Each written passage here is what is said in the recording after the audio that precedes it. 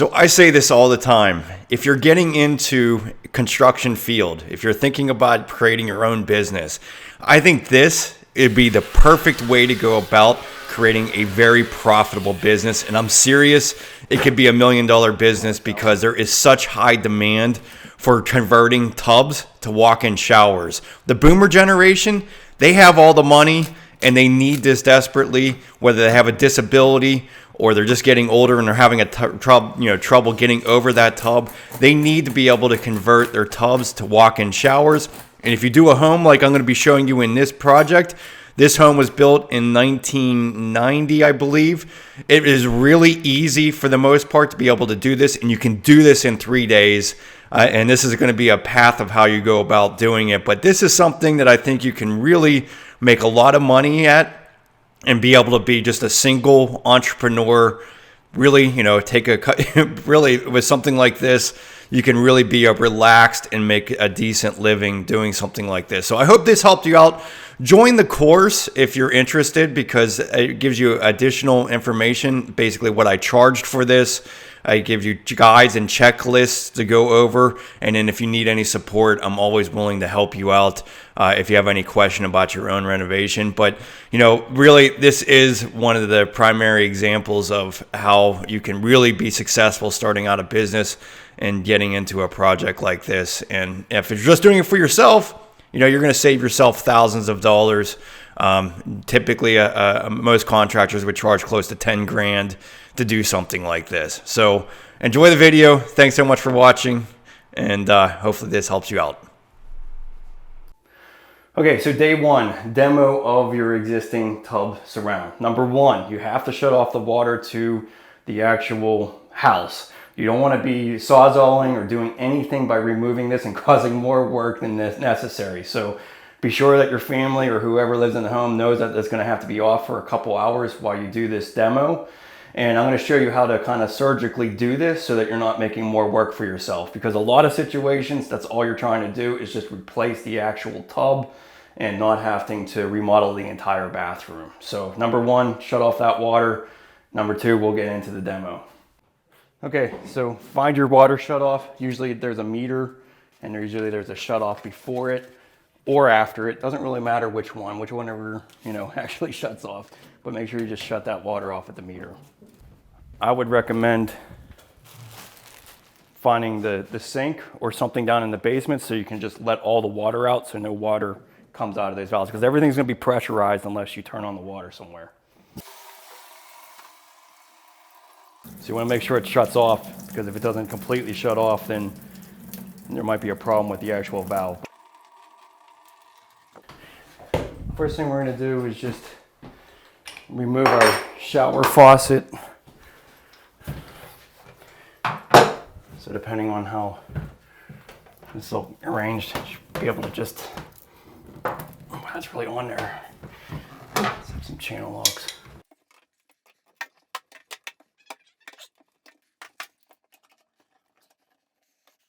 Okay, so obviously some of this is pretty easy. Just unscrew the handle and then your discussion plate.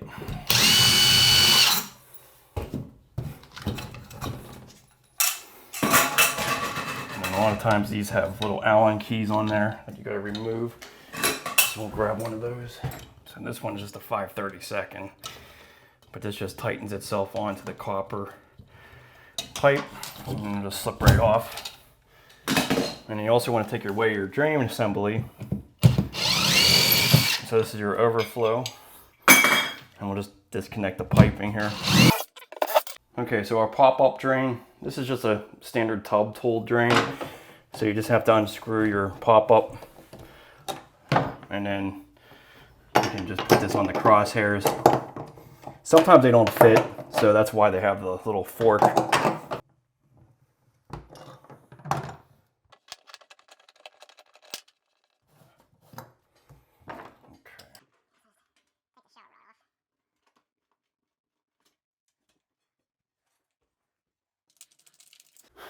Okay, so as far as cutting out the drywall, first you have to know that almost every single fiberglass unit has some kind of flange that extends about 1 inch perimeter around the edge. So you have to make sure that you're cutting beyond that flange so you can pull this out. Now the other thing is, this is a solid one-piece tub. So they didn't even put this in here until they actually built the home. They put this in and then they did everything else around it. So most of the time, you can't get this out in one piece and you're gonna have to cut it into pieces. So as far as evaluating the drywall or where to cut to, it really depends on your tile layout and where you want to go to.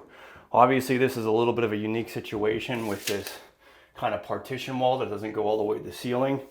So we are just planning to go about 84 inches for my waterproofing.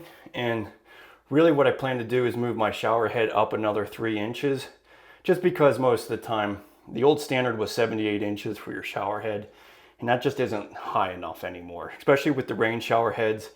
Most people, it's just not tall enough. So I'm gonna make the shower head 82 inches and I'm just gonna bring that waterproofing up a couple inches above my shower head. So, but really anything from, the shower head up doesn't necessarily need to be waterproofed, but it is a good idea to at least go a couple inches above. So we're gonna cut our drywall out at 84 inches. And one thing I really wanna keep an eye on is this outside corner, so I don't have to do a whole bunch of additional work. So I want to stay away from the edge where my corner bead is, because if you hit that, you end up kind of cracking some of this off. So I'm going to stay inside of 1 inch, and my shower pan is going to be 32 inches. So really, once I cut this out, I'll probably just come out, about 33 inches on this one, about 2 inches away from the edge of my outside wall. I always recommend having the tile work coming outside of the shower base and going down along the edge of that, because it's a real common area for water damage. We'll show you that when we get into the waterproofing, but when you're cutting this out, just be sure you're going outside of that flange, most important part. So we got 84 inches for our cut line, and we're gonna go ahead and use an oscillating tool. You can use a Sawzall for that, but this is gonna be more precise. It's gonna be a little bit safer.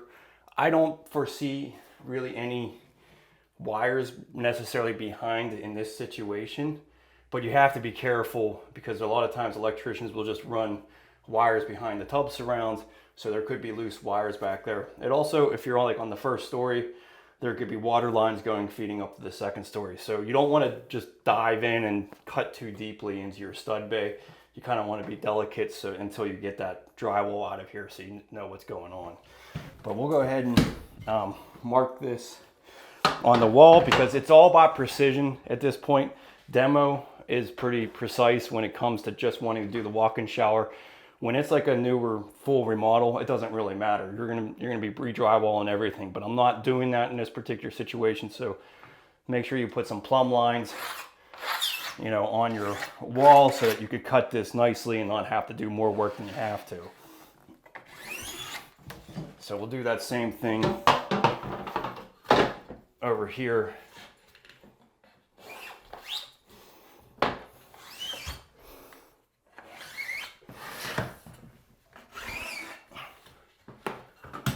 That's basically where, so my tile work will overlap that little bit of drywall there and it'll be all waterproof.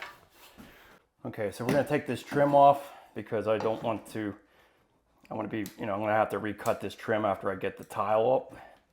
So just be delicate with it. If you're trying to save the trim, you don't want to have to match or stain a new piece.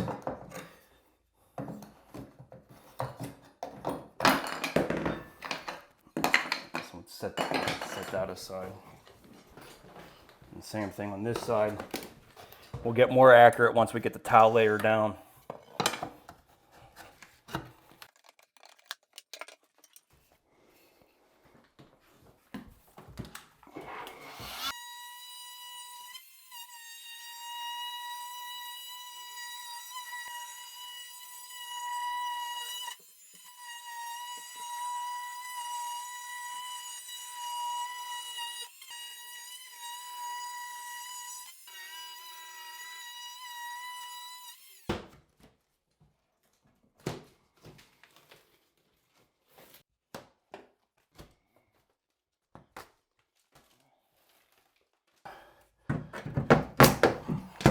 You can see here I do have a vent pipe here, so That's one of the reasons you don't want to just take a Sawzall and just deep dive into that for any reason. Okay, so for cutting this, that's where you are going to use the Sawzall now. Again, when you're cutting this, try not to deep dive too far in. But I already kind of know where my pipes are. I have a vent pipe here. I got my copper line here, but I have the water shut off, so I'm not overly concerned. It still doesn't mean there isn't wires behind there. It still could be a possibility somebody fished something behind there. So again, I get a 9-inch blade usually, and just try to not go fully into that wall cavity. But to cut this, there's really no other way than to cut it into like 4 pieces and get the whole thing out of here. So we'll go ahead and cut this. And again, just try to be as safe as possible and not allow that to go in too far.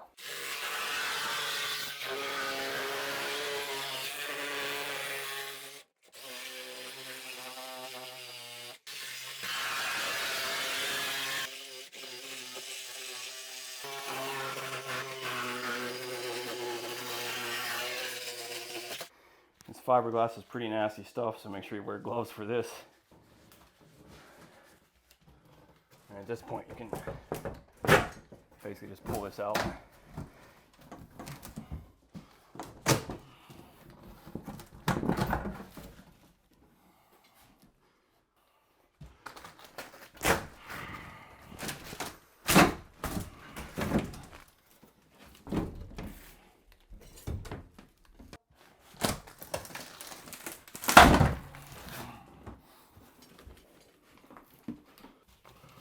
Okay, so all in all, not too bad. Didn't really have any wires behind her, which is a good thing. So we'll get these walls out of here and then we'll get the tub out.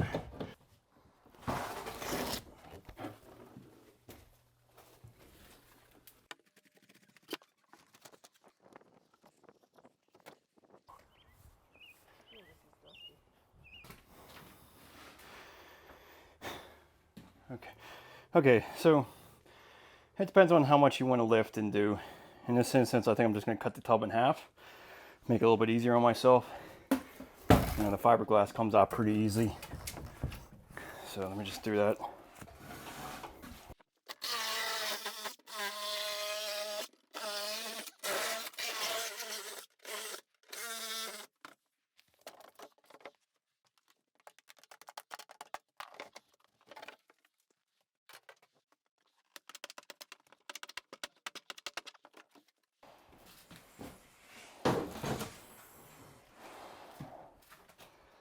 That's kind of annoying.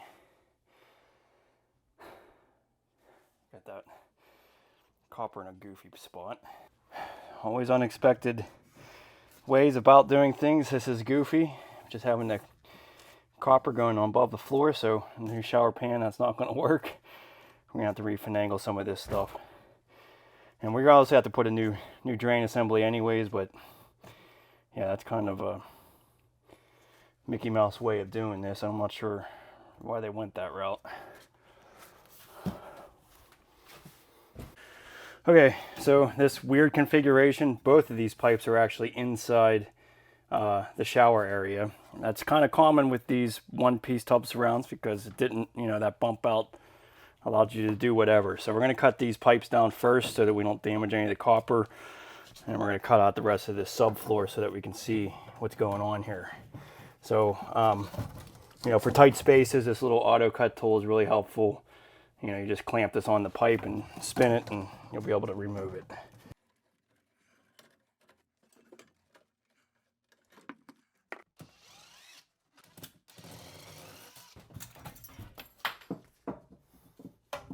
So we're gonna cut out some of this subfloor so we can see how we can refinagle our plumbing here. Some of these tighter spots, you can use your oscillating tool.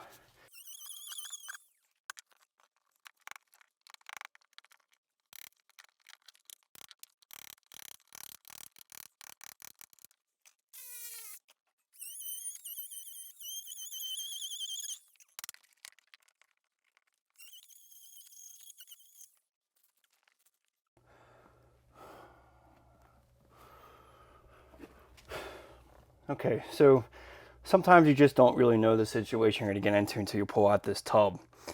And a lot of times everything's 1.5 inches. Now, technically everything needs to be 2 inch, and it definitely needs 2 inch to connect to the shower pan regardless. So, you know, the meat code, in a lot of areas, it has to be 2 inch all the way down to the main waste stack. Sometimes that is not practical. Sometimes that makes a ridiculous amount of expense to do that. And at the end of the day, as long as you don't have excessive amount of units in the, you know, basically 10 to 15 gallons per minute water showering system, it doesn't really matter, because really the 2 inch volume is just allowing more water to go through the system. So in this instance, it doesn't make any sense to try to refinagle the entire plumbing system. So what we're going to do is cut this off, attach a new trap, and then adapt the 2 inch to the drain. So we'll show you how to do that. But yeah, always unexpected items when you uncover the tub. Sometimes your plumbing's inside the wall. Sometimes, you know, some of this stuff actually just completely needs replaced as well. Just know that there's always going to be a gray area when it comes to converting a tub to a walk-in shower. Okay, so since this is so far in the wall, or in the joist bay, it's really tough to get a crimping tool in this scenario. So what I'm going to do is I'm going to just use some copper elbows, bring them up into the wall. So we're going to go ahead and cut this further back. Just remember which side was hot and which side was cold. This was the cold side, this was the hot side. But we're just going to stub them up, and then we'll convert the pecs inside the wall.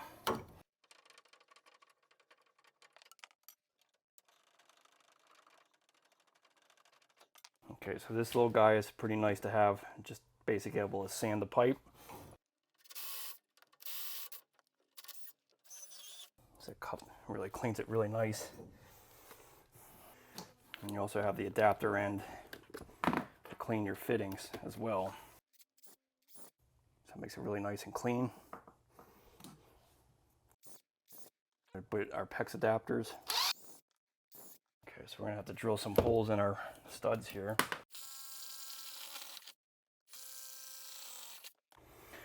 Okay, so use a little bit of flux and just make sure you coat the entire fitting, or the pipe.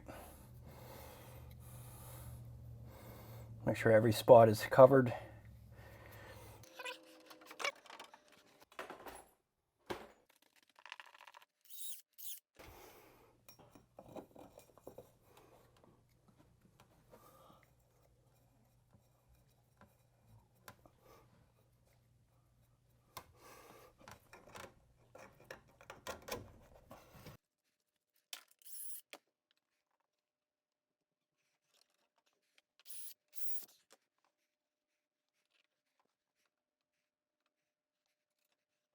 Okay, so put a little flame guard here.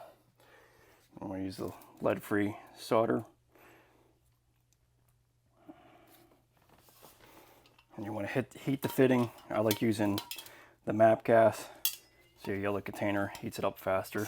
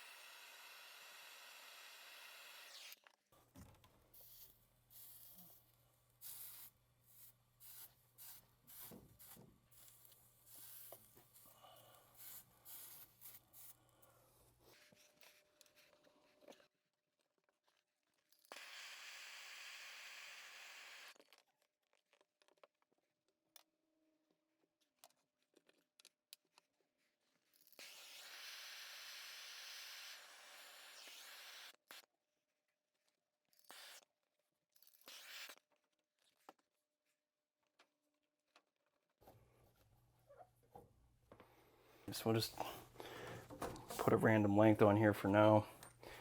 Use one of these caps so we can get the water back on.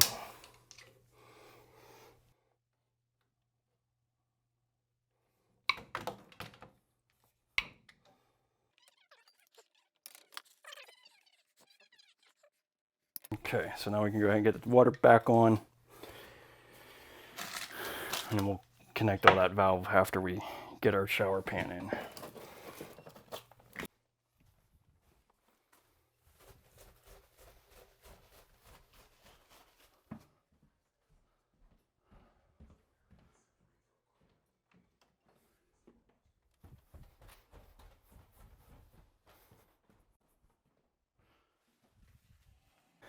Okay, so in tight areas, this little hacksaw actually makes it a lot easier to get into the tight spots. So what I'm going to do, because I'm not 100% sure where my drain absolutely has to be for the shower pan, so I'm going to cut off this entire trap, and I want to cut right behind the fitting for my P-trap, because my goal is to just to put a new P-trap on and then adapt the 2-inch. So let's go ahead and cut this off.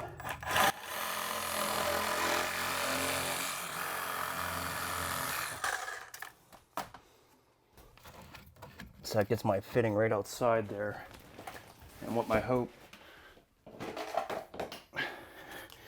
is to bring this around, and that this would adapt to my new shower pan. But we'll have to temporarily set the shower pan to see what that looks like.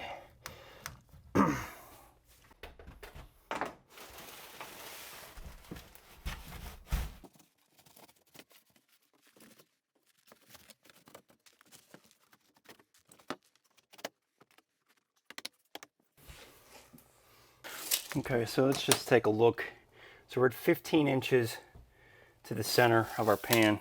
And I'm just going to mark my joist right here at the center. So that's where I want my P-trap to be centered. So it does look like I'm going to have to recut a little bit of that 2x4. I think we'll be fine with our drain. Might have well, I think we'll be all right, honestly. There might be a little bit of shaving of the joist, but I just want to make sure that I'm tight against my back wall. I mean, this pan sits pretty tight all the way around, which is good. Let's pay attention to how level it is. It's not too bad. It's pretty good. This way.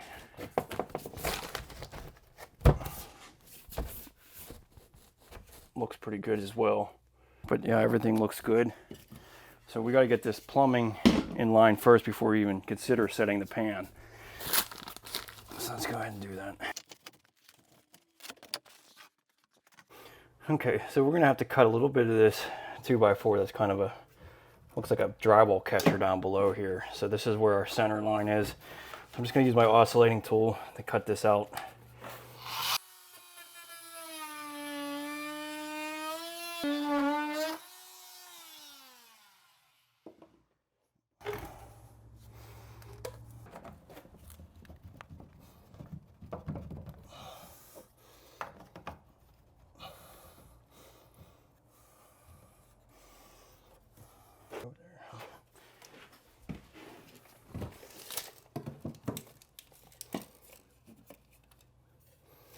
So we'll go ahead and glue this in first. So make sure that this halfway mark lines up with this halfway mark when you glue it.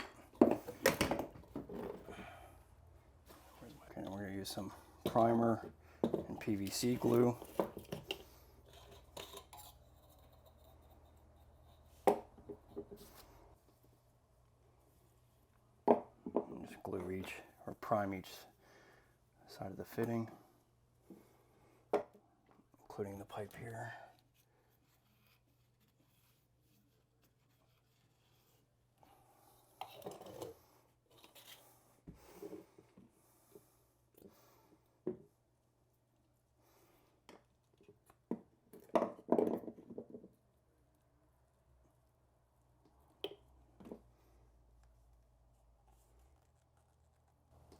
Okay, just make sure those lines line up.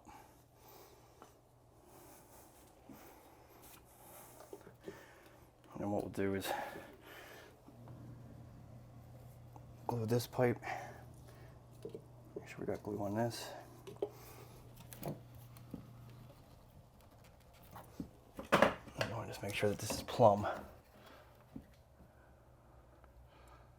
That works. 6 inches.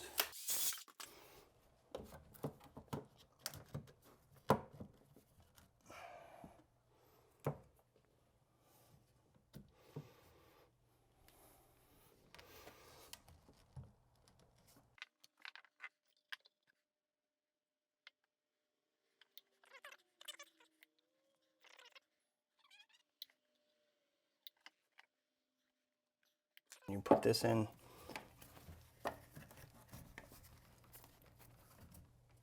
Just make sure it stays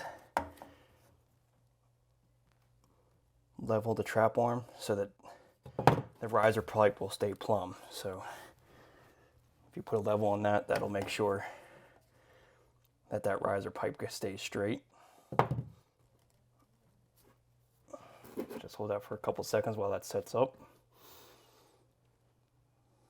So this is not ideal, as I was mentioning, but if you have to, this is the better way to go about making it a 2-inch riser pipe, is to do it on the vertical entity above the trap. So we're basically going to try to make this almost fitting the fitting, and then this will connect to our shower pan. Again, ideally, it's best to have 2-inch all the way to the main wave stack. A lot of areas are not going to meet code doing this, but all intents and purposes, this is going to function completely fine. It's just some areas won't meet code. So I'm going to have a little short piece, connect this to. Honestly, we're going to make it fitting to fitting so that we can have as much of that riser pipe and it doesn't interfere with the bottom of the shower pan, because that basically the OD drain assembly goes down below the floor joist about an inch or so. So you want to try to keep this fitting to fitting. So we'll glue that first.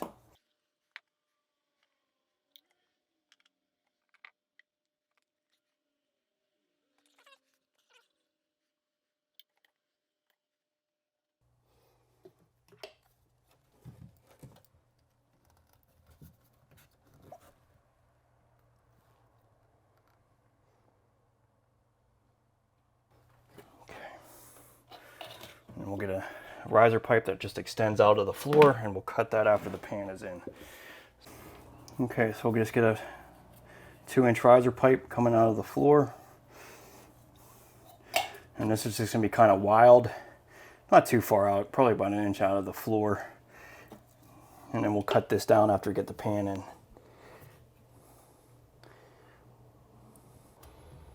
Okay, so that should be good. We'll test our pan. Probably gonna have to cut a little bit of this subfloor out right here.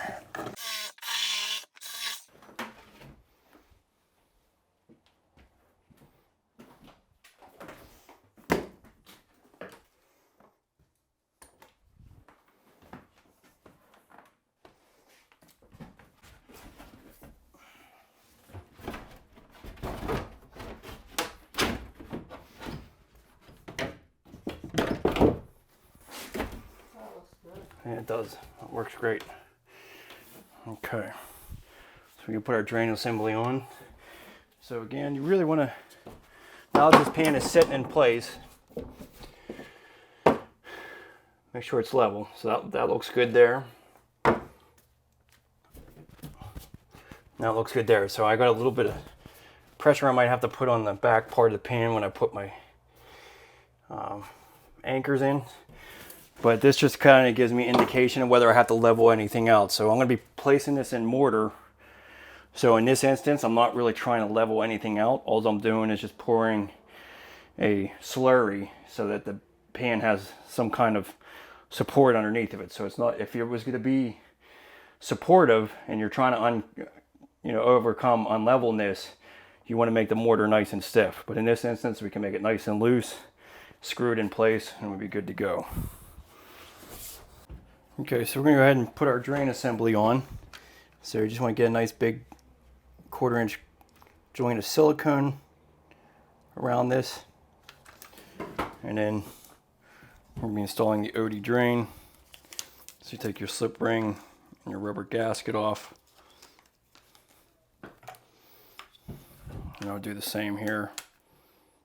Put about a 1/4 inch bead all the way around here.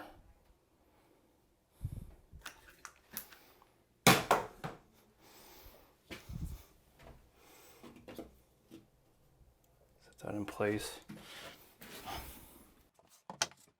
And you put your rubber gasket on. This little paper slip ring.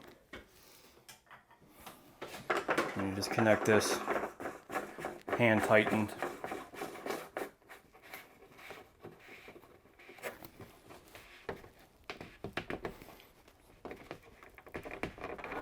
That's all you gotta do. Not say anything excessive on here, just wipe that off.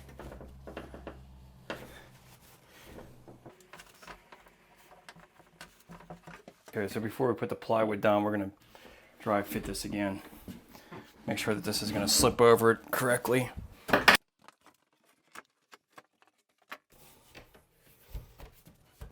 Yeah, it looks good.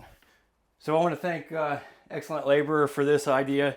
Basically, once you get your pan nice and level, just go ahead and mark your studs. So before I put that mortar base down, I'll put these marks up against the stud, and that'll give me a reference point of where I'm supposed to be when I set this in mortar. So great idea, Josh. Thank you. Okay, so now we're going to go ahead and put our plywood down. We'll probably end up resetting this again after we get the plywood up, but let's just go ahead and reinforce the rest here. So we're going to get some blocking here because now we're missing some here. So we'll go ahead and put some blocking in between here. Okay, so just always make sure you have blocking everywhere. Obviously I didn't have anything in this corner. A lot of time those fiberglass units, you know, they since they were all one piece, it didn't really matter whether it had something in the corner. But with tile, you're going to need blocking everywhere in the corners for sure. So just double check that. So 35 inches.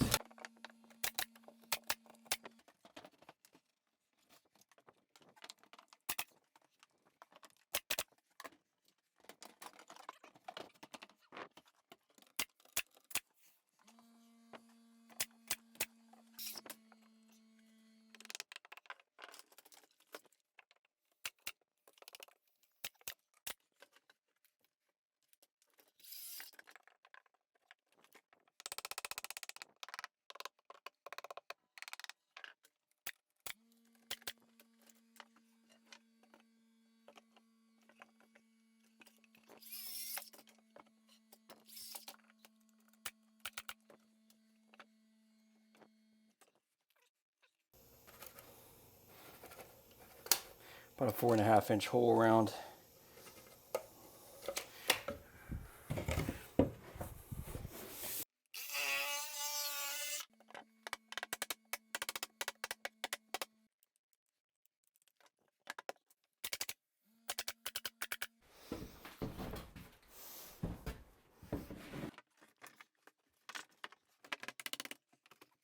Again, you just want to double check this, make things are level without having, and see if there's any rocking or anything that you have to overcome here. So it looks like we are going to have to get this up just a little bit.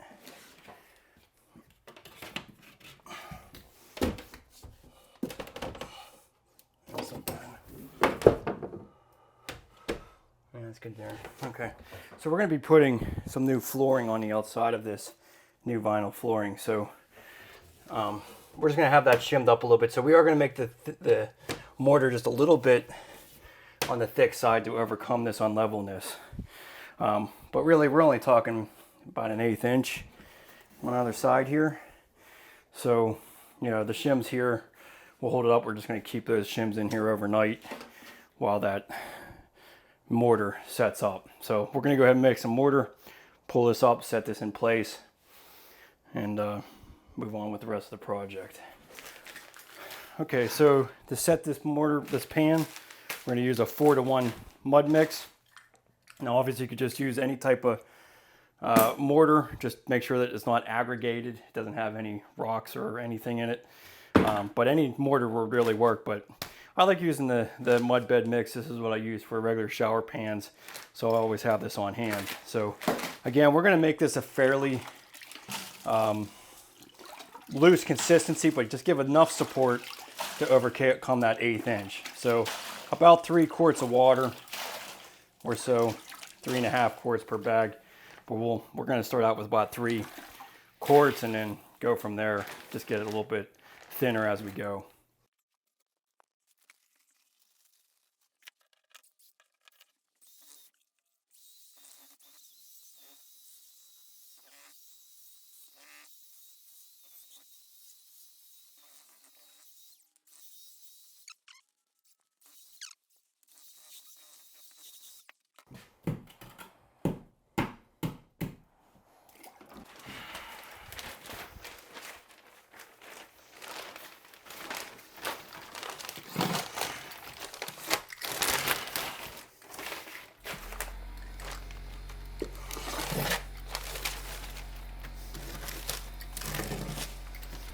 Okay, so we've just put some plastic down.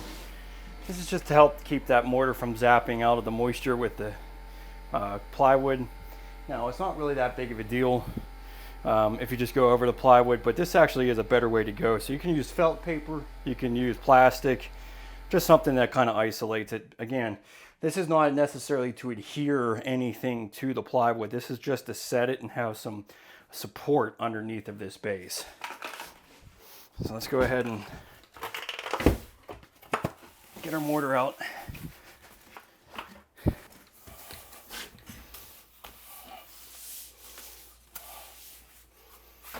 we want to get some support on the front here as well. So usually, I mean, since it's fairly level, like we're talking about an 1/8 inch out of level, we really just need to make this pretty much even all the way across. So about an inch, 1.25 inches. It's kind of hard to gauge how thick it is, but don't worry about it. It'll kind of all maneuver out of this when you set the pan into place.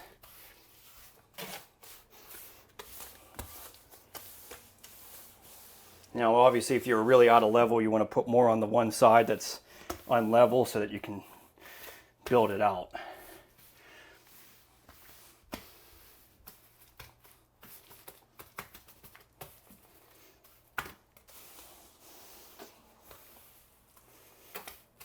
And as you can see, these are the things that are supporting it. So this will just kind of grab into that mortar a bit. So you don't have to go all the way out to the edge here because there isn't anything here. So it's mainly these supports here that are kind of holding things into place.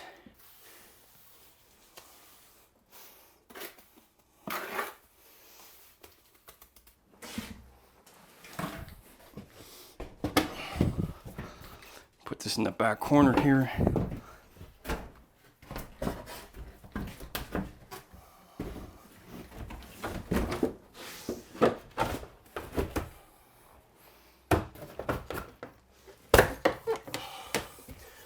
So reference your marks here.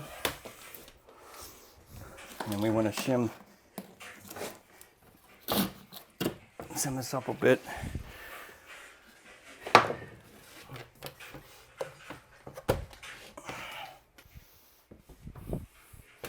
don't be afraid to walk on it. So we're going to use a pilot bit, an 1/8 inch pilot bit. Some galvanized screws.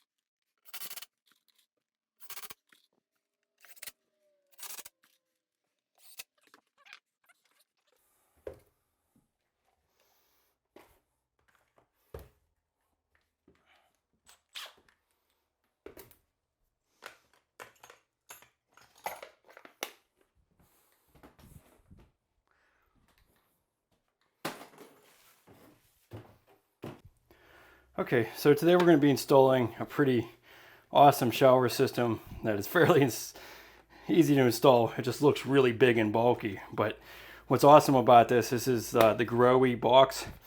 Basically, the hot and cold come in through the bottom here, And this thing can do all types of different configurations when it comes to your shower system. In this particular bathroom, all they're doing is a shower head and a handheld. So it's really kind of simple in that aspect, but you can add 3 different features. You can connect another one together so that you have multiple valves for body sprays and all types of things. So we'll show you how to install this. Really awesome little device, and really, I mean, a wide range for where the depth needs to be. So I'm excited to show you the installation of this stuff. Okay, so of course my framing is always in the way of my new center. Just always seems to be the way that it is. So we're going to cut out these 2 studs. This is an interior wall. Obviously you can see this is kind of an odd configuration where it doesn't go all the way up to the ceiling. But what I'm going to do is just basically cut this, get some plywood for my backing, and that'll space this out far enough to put this valve in. So let's go ahead and cut this first. Basically we want this to be 15 inches center off the base, off of the corner. And then we're just going to go 45 inches to the center. I think it's going to be easier for the client when it's a little bit lower. Sometimes I go all the way up to 48 inches, but I think in this circumstance, I think 45 is going to be more user friendly for this. So we'll just cut something at like 40, and we'll cut something. Now this is, our shower head is going to be right on the corner here, so we'll probably be notching out. You know what, I might as well just cut this whole stud out right here, get rid of that. But then the other stud we'll just cut up. We'll just make it 15 inches, give ourselves some room to, to go around here.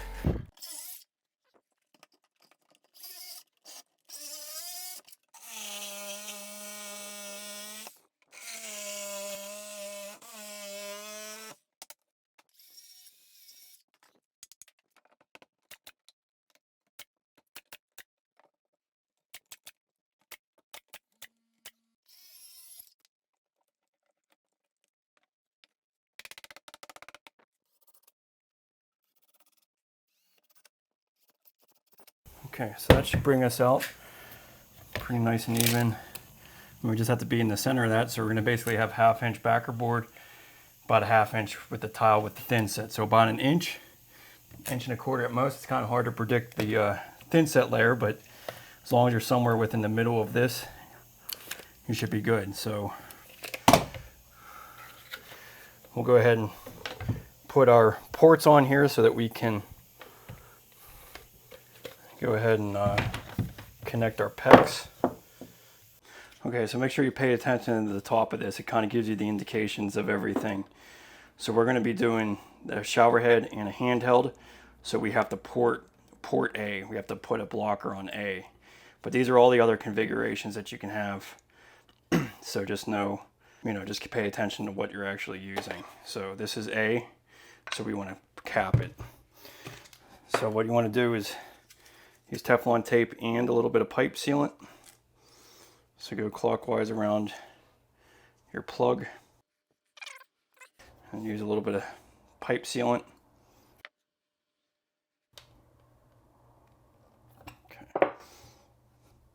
Okay, so that one's capped. And then we'll go ahead and just use some regular PEX adapters for the rest.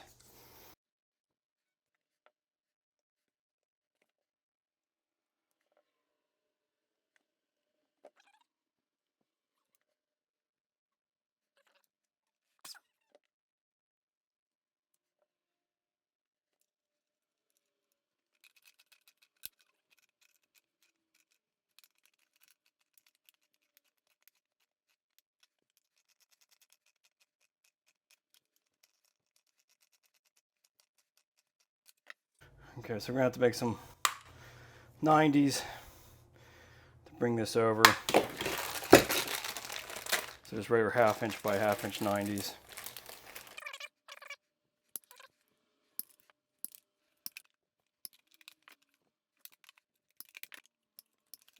Okay, and at this point, just check all your fittings, make sure the go gauge goes over them.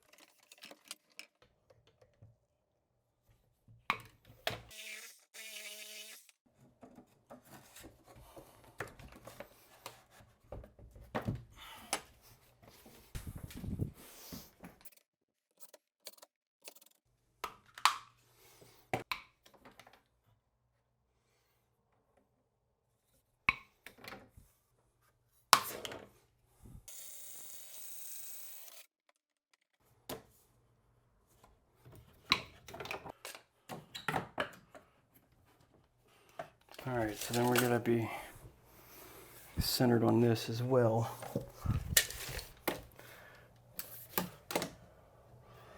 So right about here, and we want to be a little bit higher than what it was before. It used to be 78, we're gonna go 82, we're gonna go right here.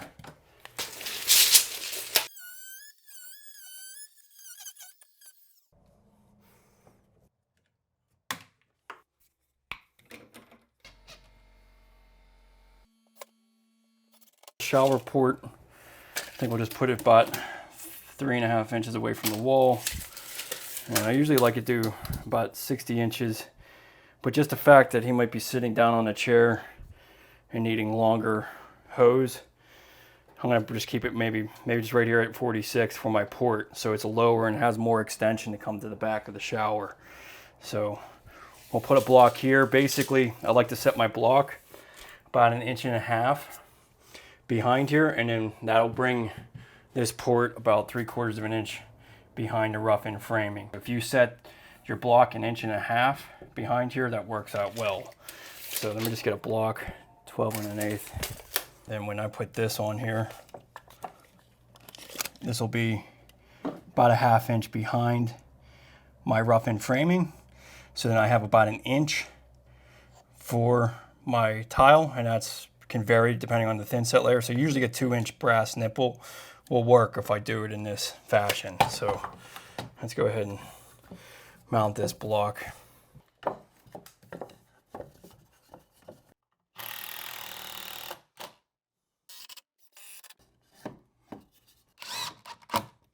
Three and a half inches usually works fine from the wall.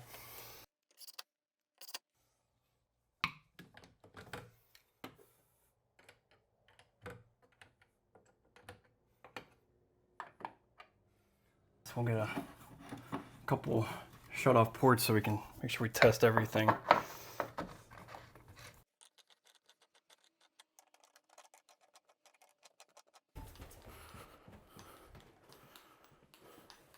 it all right? I don't see any leaks. Do you hear it?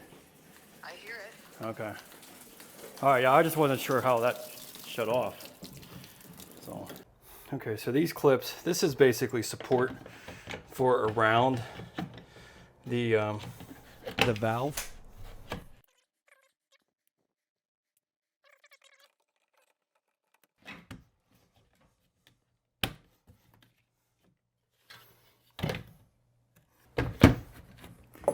So when I put my backer board on, I'll be able to seal to the unit as well.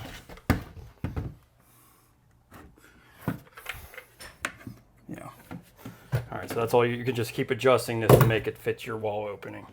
But as you can see where my rough-in framing is, I'll basically have 1 inch beyond this because I'll have 1/2 inch backer board plus the tile. So I'll probably be out at my maximum area.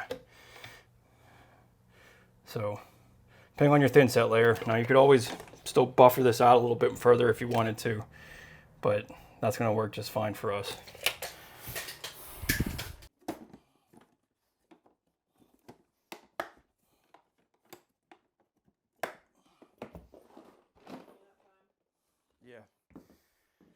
Okay, so to stay on plan, basically what you want to get done this day is to be able to demo, get rid of the tub, rearrange your plumbing to connect to your new pan, and then put in the shower faucet. Now that is a lot of work, and you might end up have to run back and forth, so this could take you a little bit longer, but ideally, the way I have this course set up is that you can accomplish that. You'll get this in that accomplished time. But really, every plumbing situation is different, so there might be a lot more work to rearrange things than given. Now I do want to mention that it is best to get an offset drain for a tub.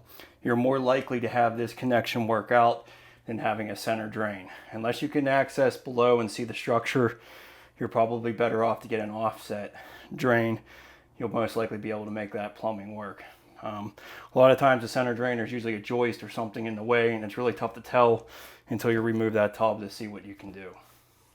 Okay, so we're gonna get some blocking in for grab bars, and you know, I just recommend just cutting down some plywood, and then make sure it has plenty of room. Typically, your Your grab bars are about 36 inches, but I like to have plenty of room on either side just in case the preference of the client wants it a little bit higher. So we're going to set these so that we have about 8 inches of room above and below the 36-inch mark.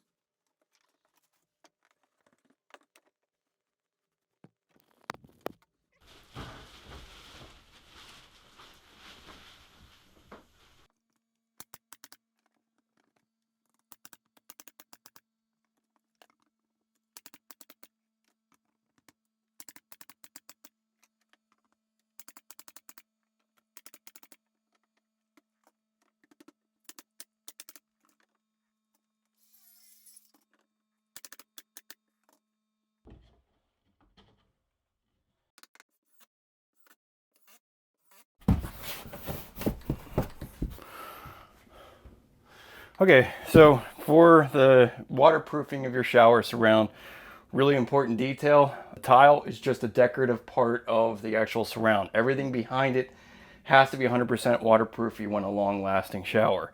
So I'm going to use one of my favorite foam boards, Go Board. It's already waterproof on the outside. You just use a sealant application to be able to seal all the seams and all the screws that you fasten it with. So very simple, really straightforward. We'll show you how to get it done. I have existing drywall that I'm trying to line up with. So typically, in a normal situation, I like to be able to fur out my studs so that I can overcome my flange.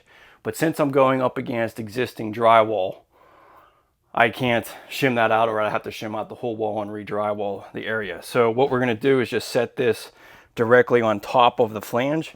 So the first thing you wanna do is just get a little bit of the sealant, like a 1/4 inch bead, all along the top of the flange.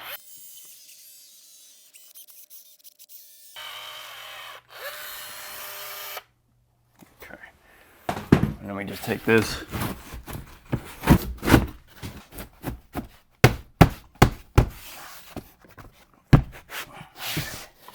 so just press that down on top of that flange, and then what we'll do is we'll fill this in afterwards. You want to make sure you use the Go Board fasteners. So these have like some bigger type of heads on it. And you just basically do this every 12 inches. Kind of pinching it.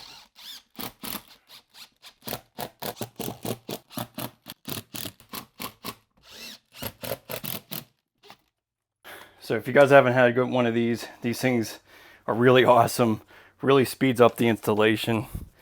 Just, you know, really kind of allows you to put a nice, really large bead on everything. So it's more continuous.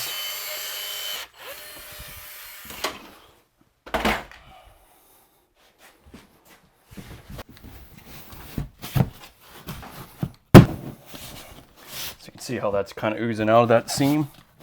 It's kind of what you want all the way along there.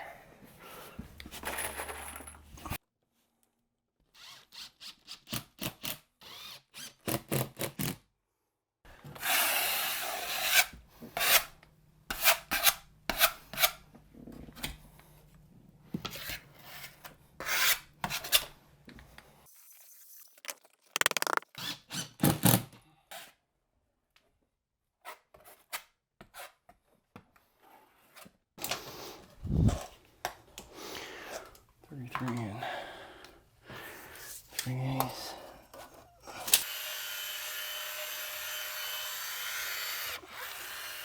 And also go up the corner.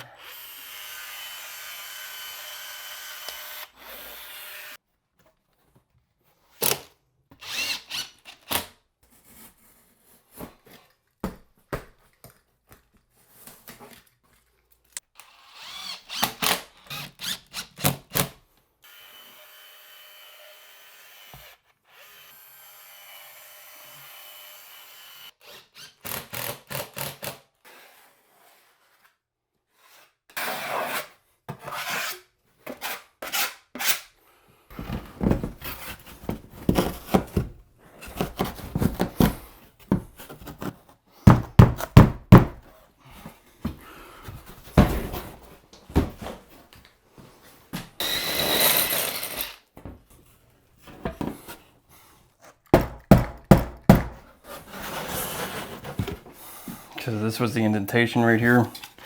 So let's put this into my indentation. Actually, they have that. Yeah, there we go.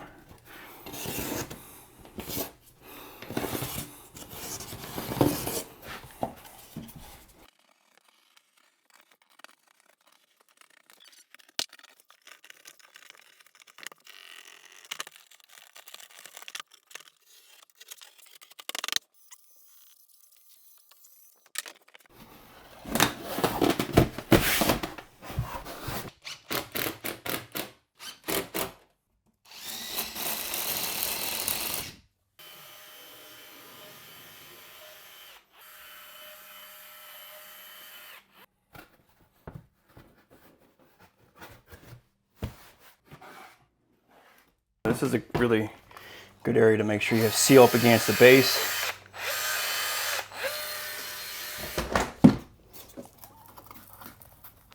This is an area that a lot of water damage can happen.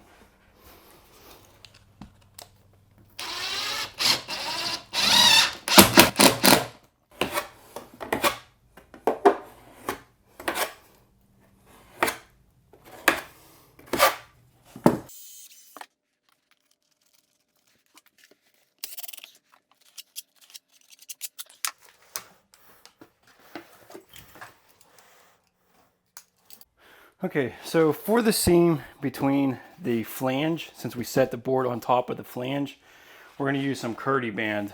And we're going to go around the bottom of the seam, and then where the drywall transition is, we're also going to be doing Curdy band over that seam to make that 100% waterproof.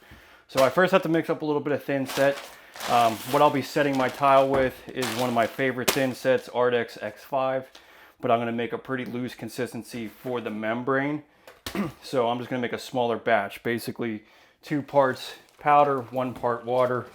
Should be getting me at that mixture that I need. So we'll mix up some thin set, and I'll show you how to go about waterproofing the seam between the shower pan and the wall.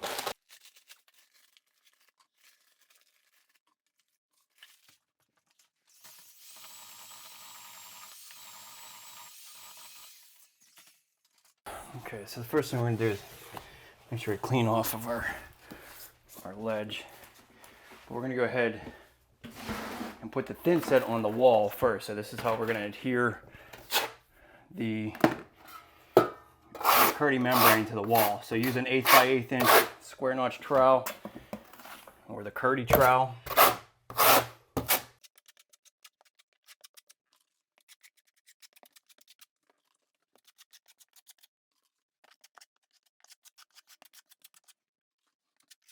We're going to use the Go board sealant. I'm going to fill that whole cavity in.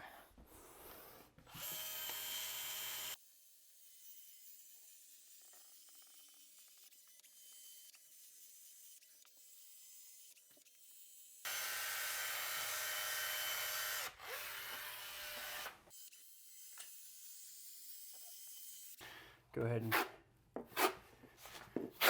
feather that out a little bit with the trowel.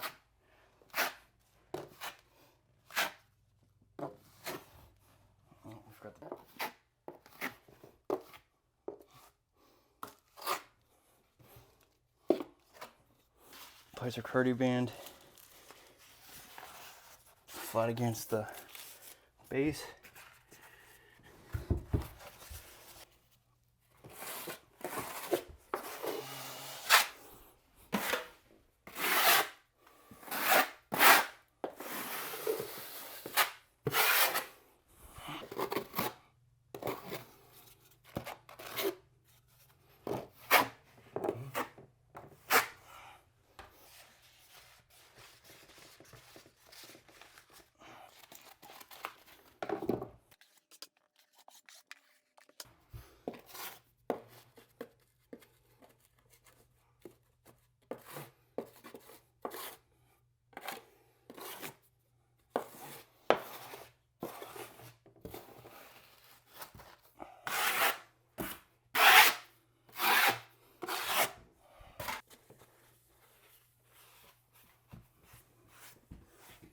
Okay, so same goes for the seam. So we're going to just spread thin set on the other side of this in order to get a waterproof seam between the drywall and the go board.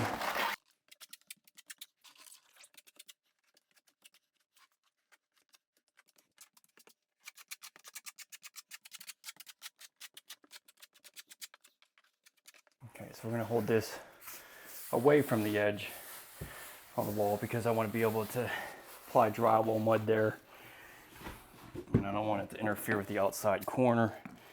I'll take this all the way down to the floor.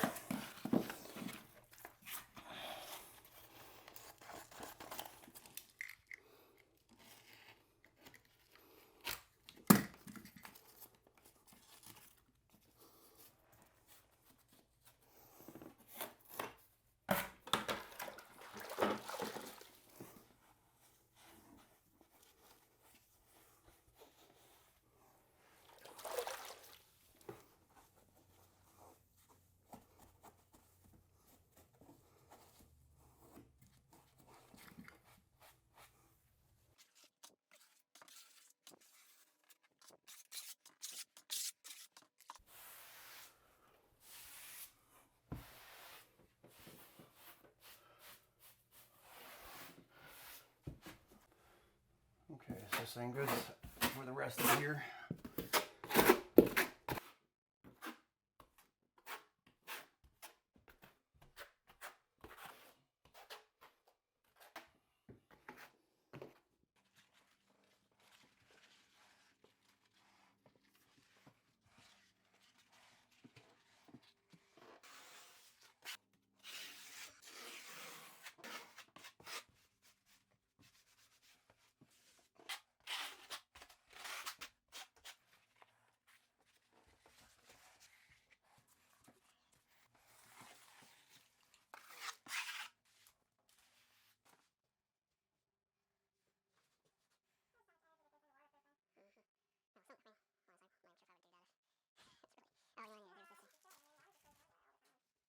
Okay, so this came with the Growy faucet.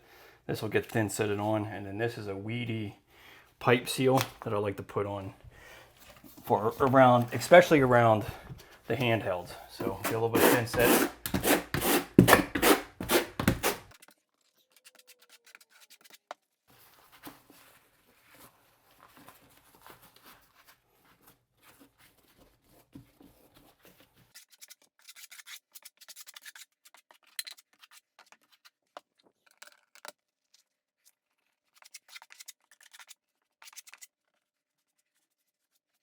Okay, so we're going to finish the waterproofing. Now we just have to go over the corners again and then any of the screw holes.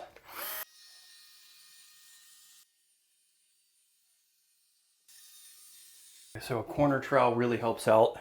And basically the rule of thumb is 1 inch overlap on all the seams, all the corners, and any of the screw holes.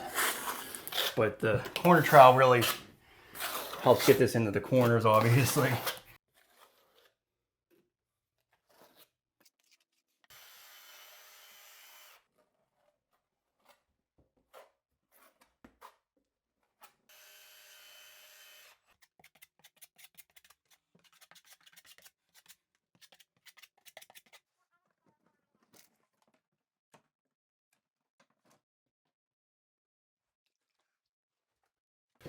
Okay, so we're gonna keep this really simple.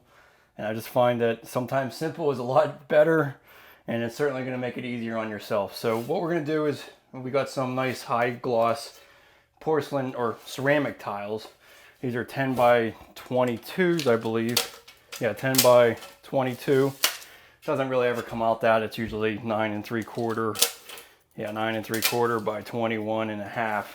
So whatever, it doesn't really matter. But we're gonna just do a brick pattern. And the only thing I would say about brick patterns, you know, half and half, is just to pay attention to the size of your tile.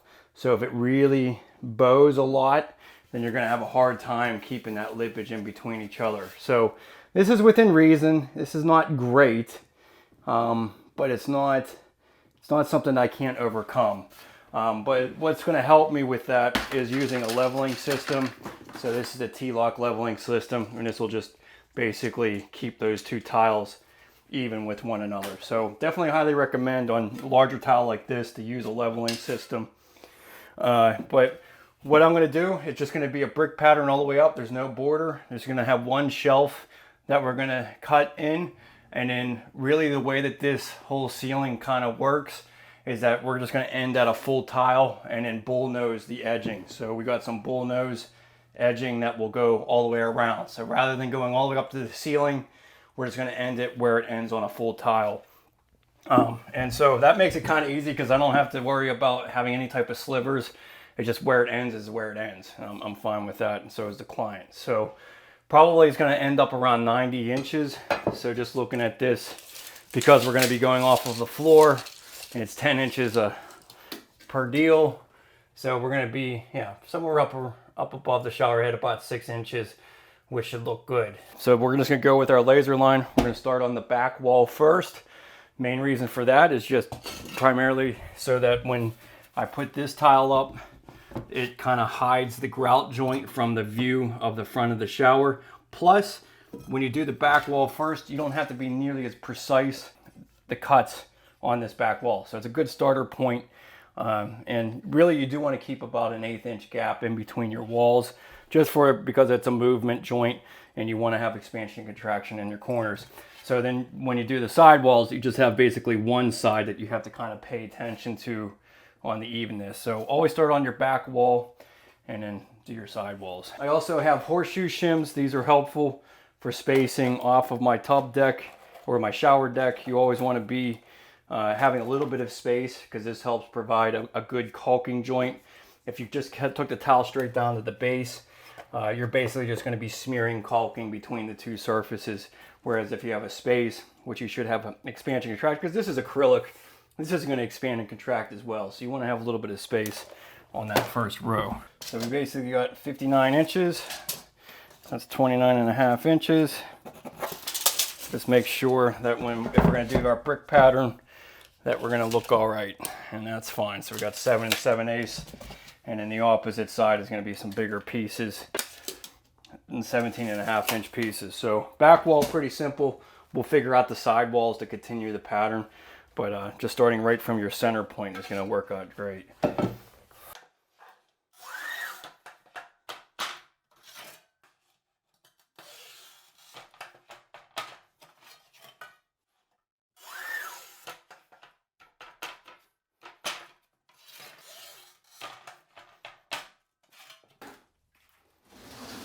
Okay, so what we're going to use is the Euronaut trowel. This is basically a 1/4 by 1/2 inch.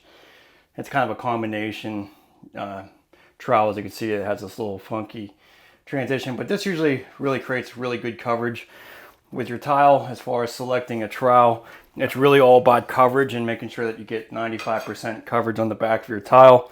But if you use, mostly on 12 by 24s, if you use this in your back butt of your tile, you should be in good shape. But always check that. We'll check one of our first tiles when we put it on. And I'm using Ardex X5, one of my favorite thin sets.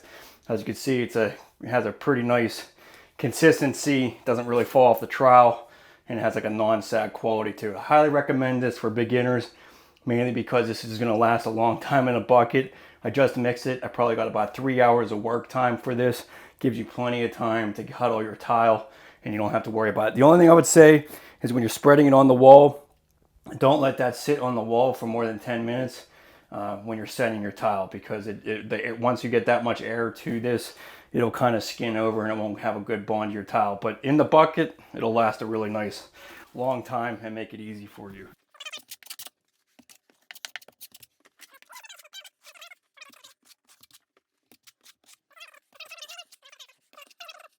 Use the backside of your trowel. Just backwater the tile, cover all those sections, and then just use a little bit of a movement to make sure that it adjusts. Let's make sure that we're in the center here, 29.5, right about there. And then just pay attention to your laser. The first row is the most important one. So make sure that this is gonna be even, because it'll make the rest of your tile work much easier.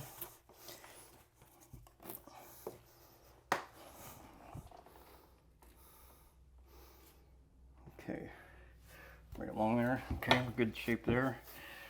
Put one of our clips in the side here.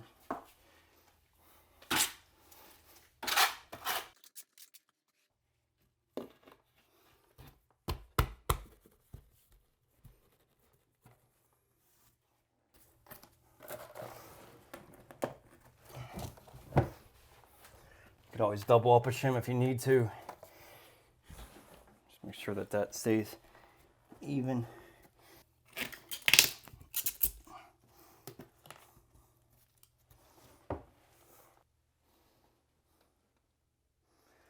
That should work good.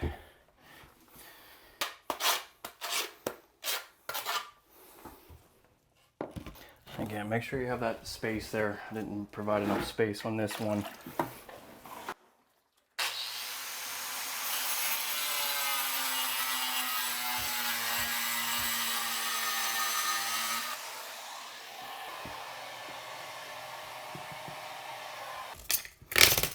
And a lot of times I'll make these wedges go into the tile that I just set.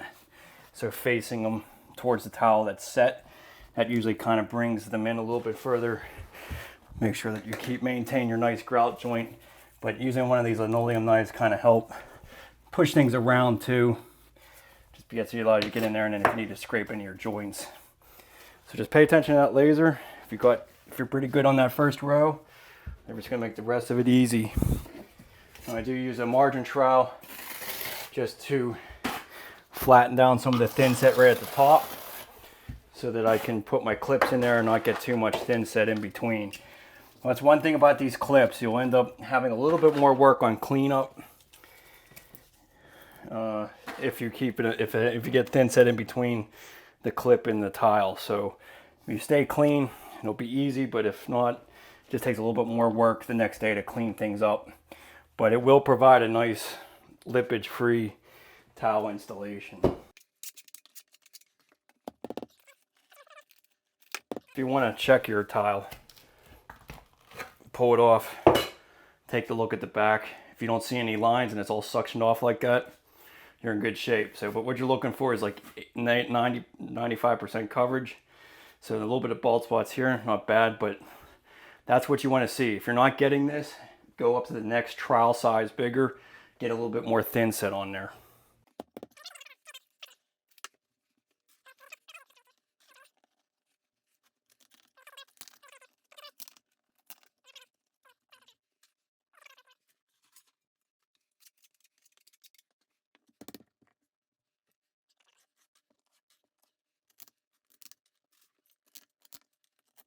It's not a bad idea, even on this second row, to bring your laser up.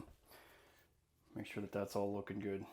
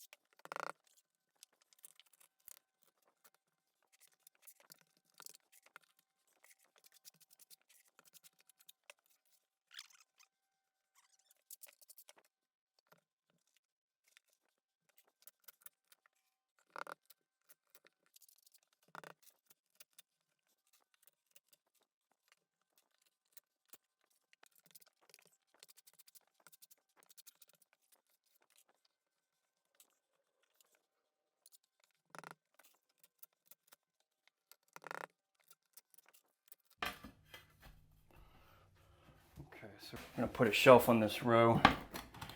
And so what I would recommend is when you cut this, allow this, so we'll put a little bit of notch on this. So let me just go ahead and, so what we're gonna do is allow this to pitch just slightly. So just kind of leave a little bit of a reveal on this. And then we'll go ahead and cut this short. Because what we'll do is notch out a little bit of this so that this can kind of go about up against the tile. So we'll just cut that, keeping the line.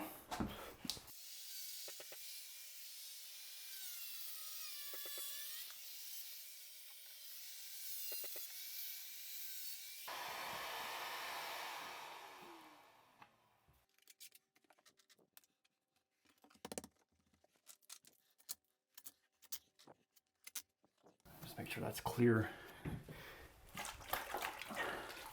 I'm not going to get to that today. Just make sure you clean that out.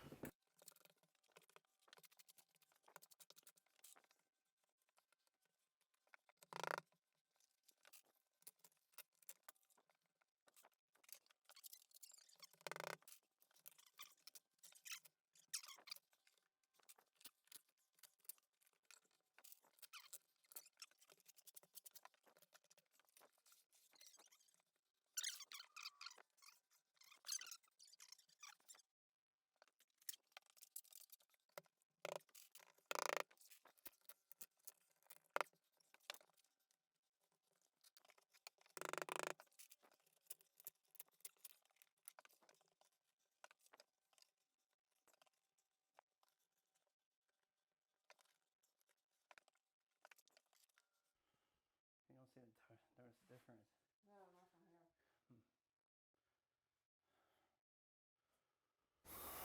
here. Okay, so our plan was to make this the end of our bull nose right up against this trim here.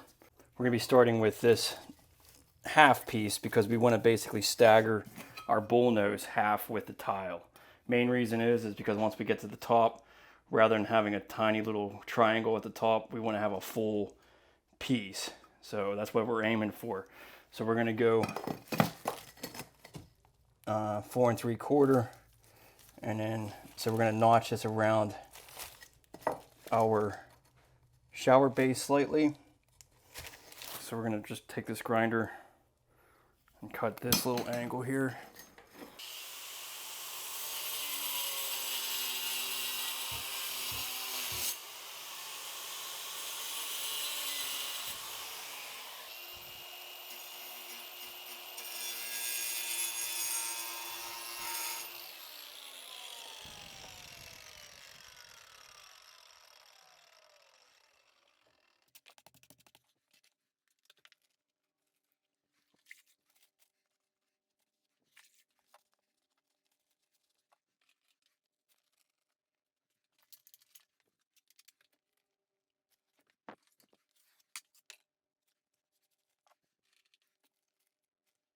Okay, so sidewall, I usually like to fold my pattern into the corner so it looks like all one big piece folding in the corner. So whatever your smaller piece would be on the end should be the way to go. Now, we're using bull nose, so we actually have a little less area within here. So we've got basically about 30 inches.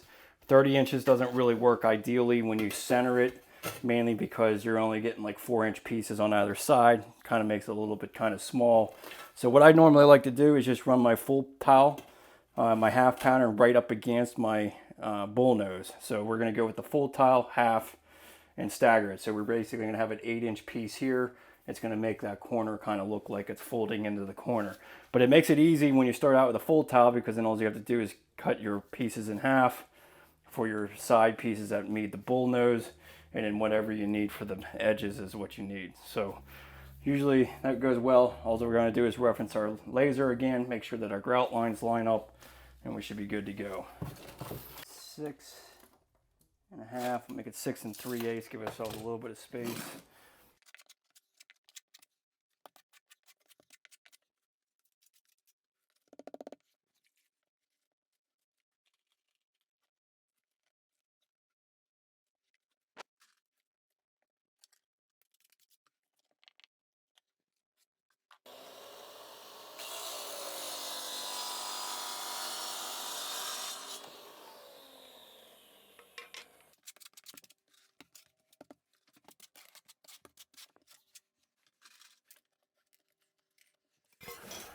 Okay, so on the edges I just cut on the wet saw, I like to use one of these diamond pads.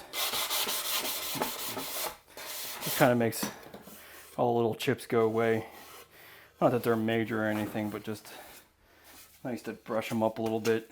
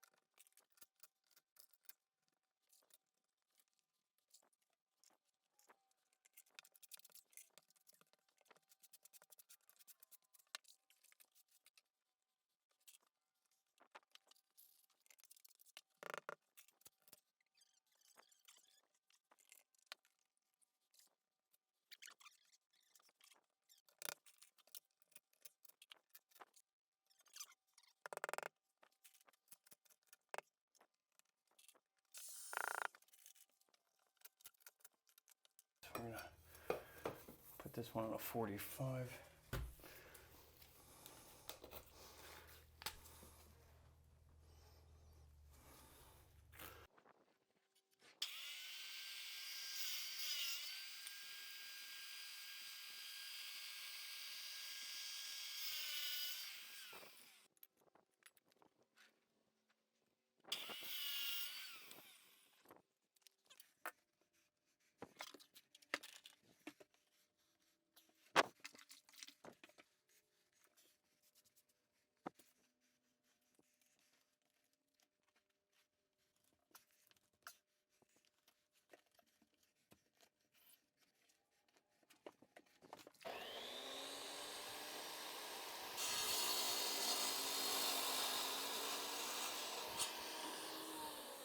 This is basically coping, so I'm just going to take all that brown off and just keep that little divot going towards the top here.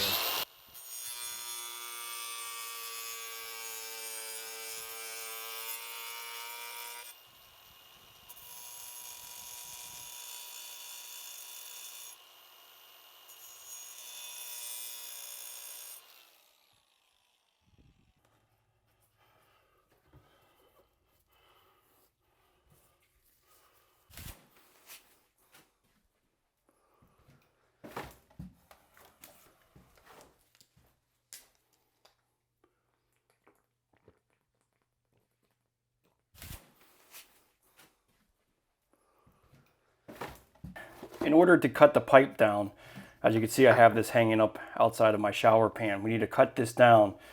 And what you want to do is basically have this pipe 1 inch into the fitting. So if you measure down to the bottom of your fitting, this is a 2-inch fitting. So you basically want it 1 inch up into your OD fitting. So if we measure to the top of our pipe, we got 2.5 inches. So we want to cut this pipe down 1.5 inches. Now you can go ahead and use an inside pipe cutter. These things work great. They sometimes fall out of the drill, and not exactly the easiest thing to get a nice accurate cut.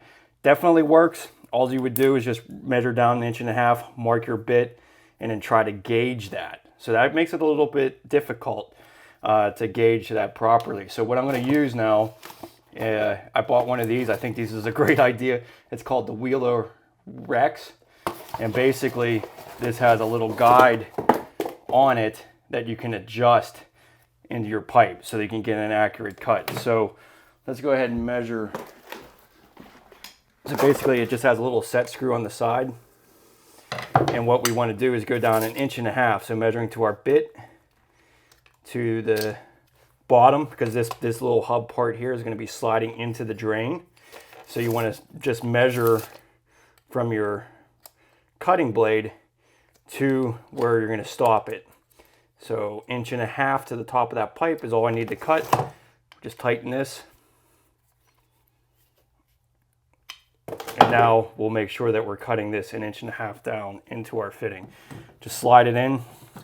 Now this little blade has to push in. This is what's actually cutting the pipe. So you have to kind of push it in. And then it's a little bit stubborn, but you just kind of rock it back and forth until you get it flush with the top of the pipe. So that's hitting the top of the pipe now. And now we can go ahead and just cut our pipe.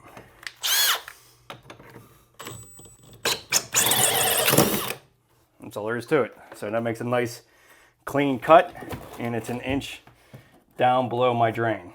Just take your utility knife, just clean up any of these burrs, but much easier than a regular inside pipe cutter. Okay, so these gaskets, they have a little beveled edge that faces up. So you want to slide that over your pipe. And you can use a little screwdriver if you need to push that down.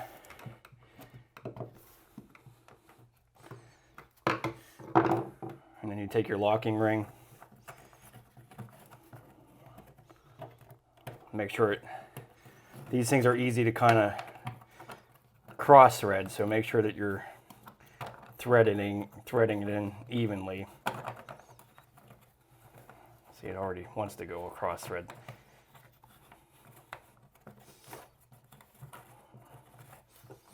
There you go. So just make sure it's not cross thread before you actually put some real tension on it. Okay, and then you take your little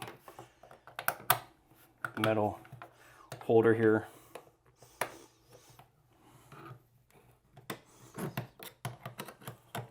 And you just tighten that down, and it'll basically squeeze that gasket against the pipe. That's all there is to it. So now it's a nice seal.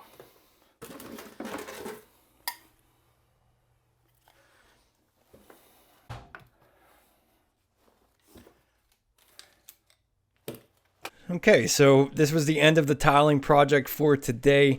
Unfortunately, I had other things in the project that I had to get completed so that I can do it in a time-efficient manner, basically putting some grab bars in other locations and drywall mudding and painting. So I wanted to try to get this all done in 1 week, and basically I had to stop on the tiling at that section. It is a good idea to end your tiling on a full wall so that you can start fresh the next day. It just makes it a little bit easier to line all your tile up if you complete an entire wall. So if you need to stop, try to finish a whole wall, move on to the next day. But if you were able to do all of the tile all at once, this is really going to set you up great for the next day, because basically you just have some cleaning, grouting, and you complete that shower. So let's get on to the next day and show you how to complete this shower. Okay, so next morning, highly advise getting all your clips out. Try to do this within 24 hours before the thin set gets super hard and difficult to get out. But basically I just like to take a rubber mallet and just hit my wedges along the grout joint, and these will just basically snap out. Now you will have an occasional clip that will get stuck. All you have to do is cut with a utility knife below the grout joint.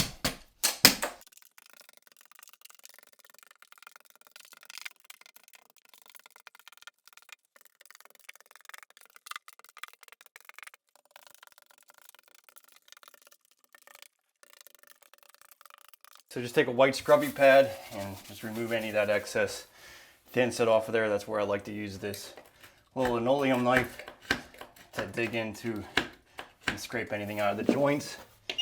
Just obviously be careful not to angle it in any way, or you could chip the tile. Now any of those clips that might have gotten stuck, you could just take a utility knife and just score it out of the joint.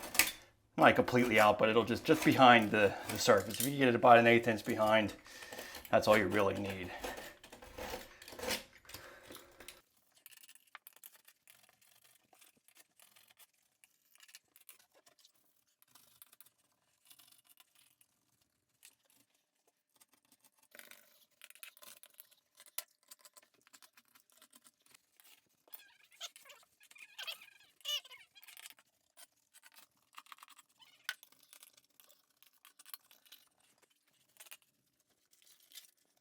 Do some cleaner. This will just finalize it. Make sure you get everything off of there. It's usually best to do this on the first day. Really, some of that thin stick can really get hardened. So just scrub that off so you can make sure all the tiles stay clean.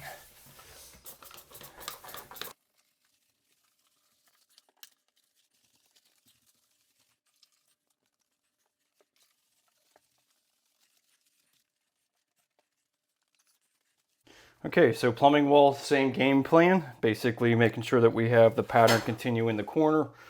And so we already have the layout reference, so just make sure that you match each side of the tile or each width of the shower the same, because if you ever put shower doors on here, you're gonna be able to spot that pretty easily. So we're gonna basically keep this at 33.5 inches.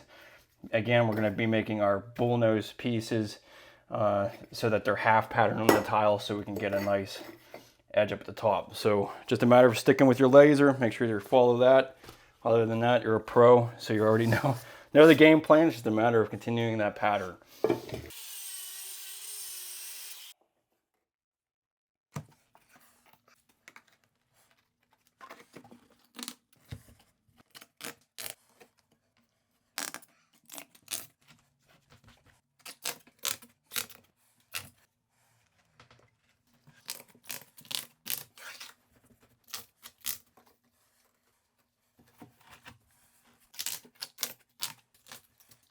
So what I'm doing is just lining this up with the top row here so I can have an indication of where this is coming.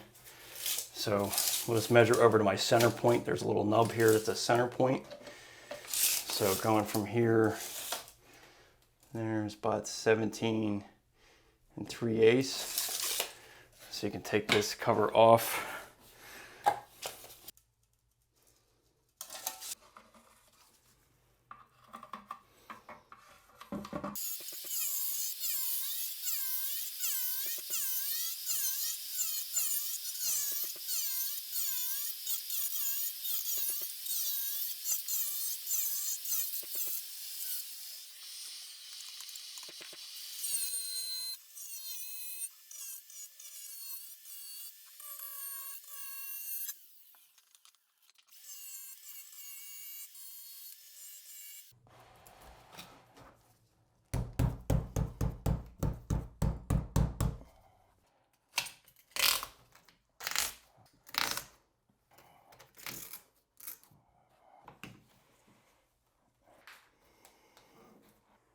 Five and 3/4.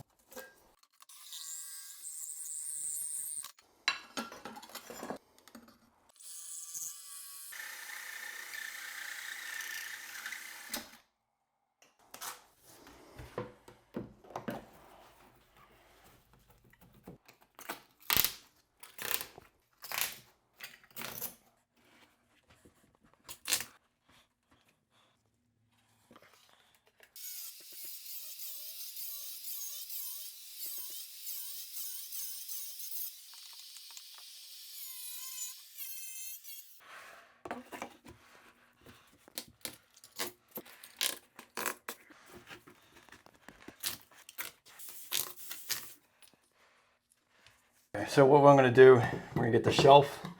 So as you can see, this is kind of overlapping this tile here. So this is where we're going to notch it to be able to go around that tile. So just make it a little notch cut to go over that tile. Now we're going to, basically this whole piece on top here is going to be cut down. So what we'll do is just trace my shelf on the actual piece of tile here, and then if we cut the line, we'll give ourselves a little bit of room for pitching that shelf.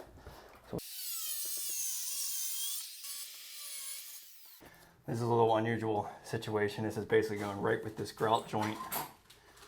So I don't really have to do any cutting, just have to make sure that that grout joint stays consistent.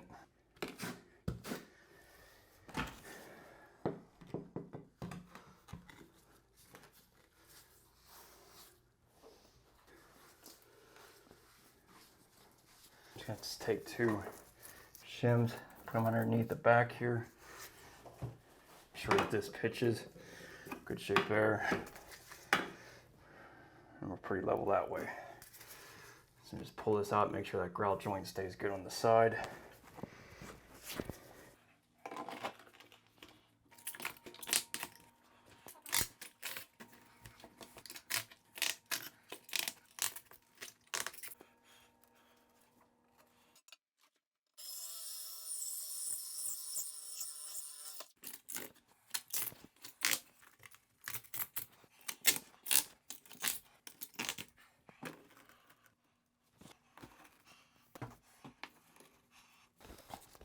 On this guy, I just cut a 45 and then I just cope it. So basically just take your grinder and go along the line.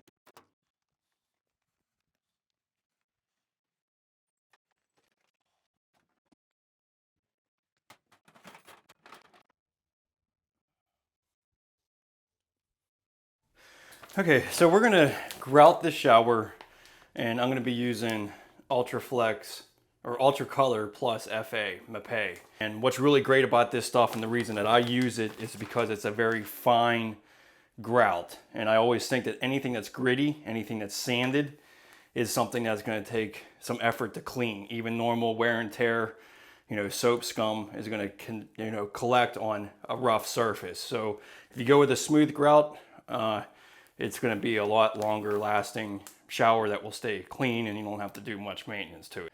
So a couple things, a good grout float really makes a world of difference. This is a Marshalltown grout float, has a rubber base on it. This is going to allow you to pack those joints nicely. So don't skimp out on a grout float. 2 buckets of water, and I just highly recommend these Ardex sponges. I use them for every job. You'll see most professionals using these square, so it makes a nice told joint. A lot of the cheaper sponges, you'll go through them really quickly. They get gunked up real quick. This allows you to go a lot further and remove a lot of that haze. But it's really, really important to always measure your water. So make sure you have a measuring bucket and 1 quart per bag. Easier to just to go ahead and mix the whole bag in my mind, because you can have the accurate measurements of it. So go ahead and mix this.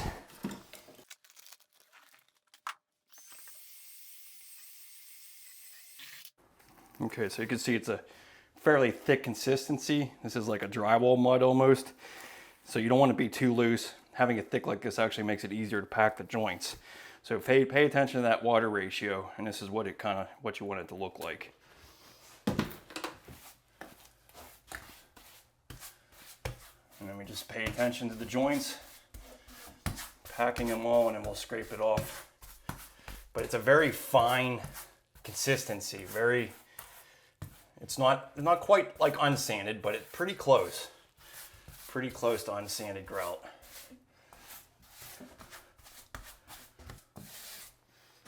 And then just take it on a 45, but really your main focus is just paying attention to those joints, not scraping them out too much.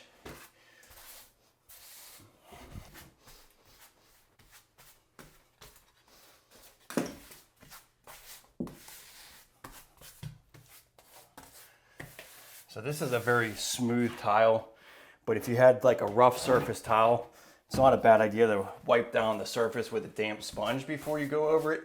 But I actually just cleaned this 20 minutes ago, so it's all clean. And since it's a nice high gloss tile, it's not hard to glide over. But if you're having a hard time gliding the grout over, just wipe it down with a damp sponge, and that'll kind of give you a little bit of fluid to spread the grout.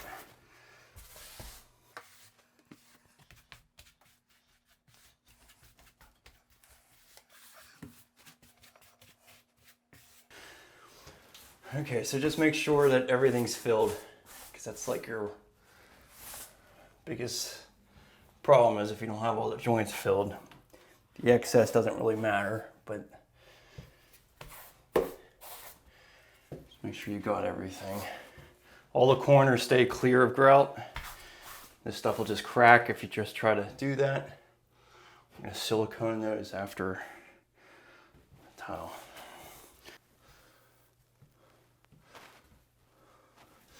Okay, so you're basically doing a finger test again. So if you don't get anything off your finger and you're able to mold it, this only took about 10 minutes to set. So I could probably just test an area. And if you can tool the joint without pulling anything out. So yeah, I could put a little bit of pressure on that joint to make it clean. Yeah, I'm gonna wait a couple more minutes because I want to be able to, like, it's not terrible. I could probably go ahead and do it, but I don't want to be pulling anything out of these joints. So wait another couple of minutes. But just test an area, and then if you start pulling the joint apart, that's when you just stop for a minute, let it dry, set up a little bit longer. It's about 10-15 minutes later, about 15 minutes later. Again, just touch the joint and just test an area. Do circular motions with your sponge. See if you can tool that joint without pulling any of the grout out. And if you can do that, then you're set to go. So I'm able to kind of do circular motions and not pull the joints out, so I'm good to go. And this is, you really don't want too much water on your sponge. That's the most important thing. And again, these sponges, the Arctic sponges, are really the way to go because they allow you to clean more area. Just wring out your sponge completely. And then after you do an area, don't go back over to it. Just move on to the next section. But if you do some circular motions, it'll kind of get those joints to even out with the tile. And that's what you're kind of looking for. You don't really want them recessed. You kind of want them even with the tile.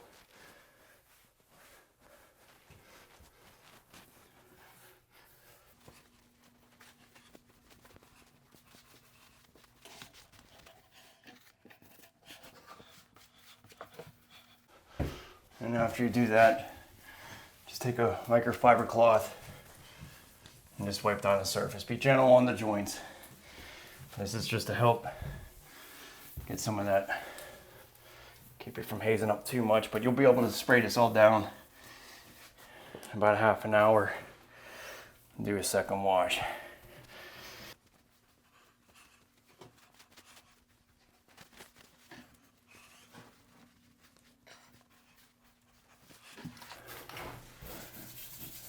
Don't be afraid to fill it in if you need to, some areas.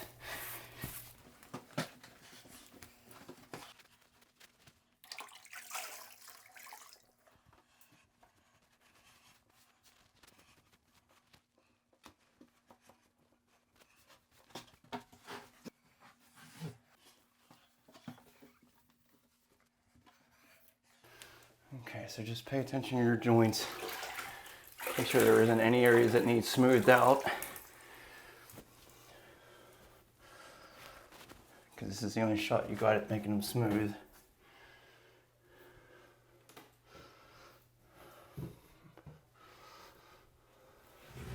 Should be good to go. So we'll let this dry for about a half hour. We can spray it down with some Windex with vinegar and do one more wash on it with the microfiber cloth, and then we'll be good.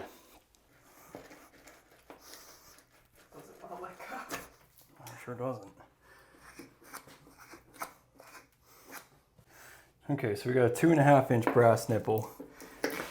Let's see where that takes us when we put it into our port.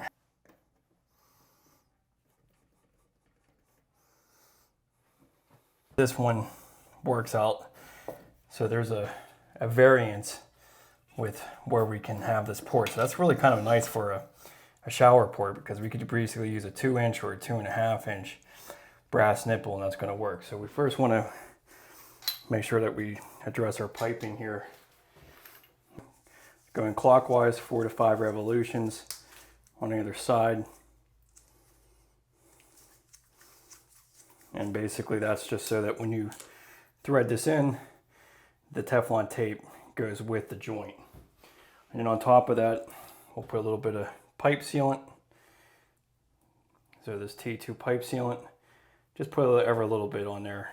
That'll just help ensure a nice connection here. You don't need a whole lot of it, just need enough to cover those threads. Okay.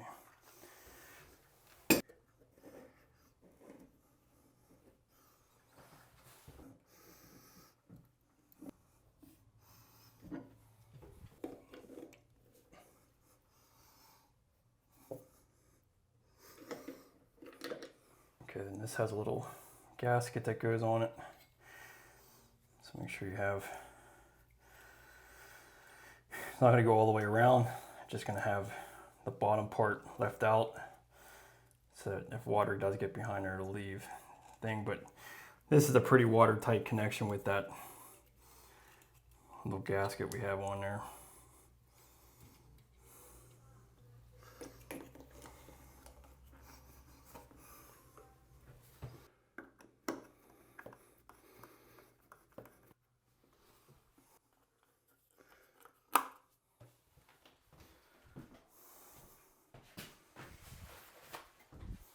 Same thing with the shower head. Let's get this out so we can flush out the line before we put the shower head on. Okay, so Teflon tape on the shower head as well, 4 to 5 revolution clockwise. Get a little pipe sealant on there.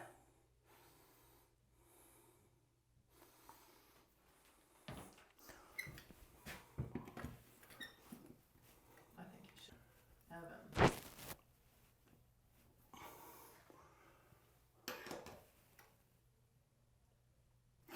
He needs to ride.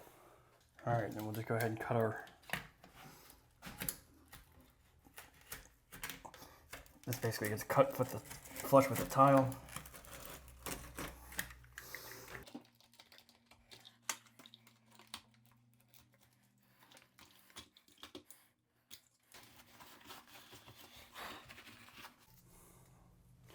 So this has a little package of lubrication here. Put that on these gaskets.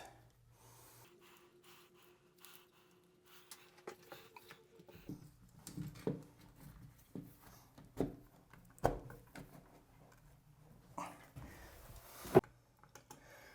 put these 2 top screws in so you can establish levelness.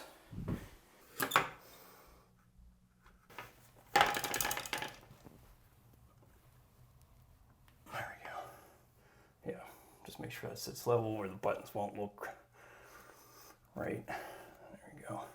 Tighten the screws.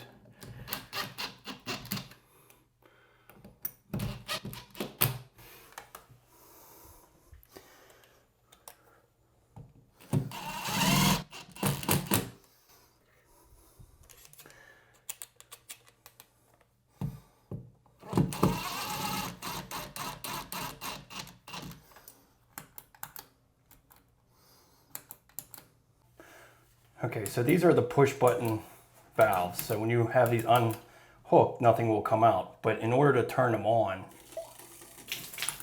you need to turn them clockwise. So this turns it on. So when you press a button in, it turns it off. So make sure that both of these are turned clockwise in order to get the water turned on. So this is going to be your shower head. This is going to be your handheld. Before we put any of the discussion plates on, we need to turn this volume or this temperature gauge up and make it 100 degrees. So let's just turn on our, we'll just turn this clockwise so that we can turn on our water to our handheld slowly. And then we're going to gauge this and get 100 degrees. So we want to turn this down to 100 degrees. There's 101, 102, almost 103 there. So we want to turn this down. So just turn this big knob clockwise and that'll turn down the temperature. And then we want to just make sure that we get it turned down to 100 degrees. Okay, there's 100 degrees. So that's where we want to leave it.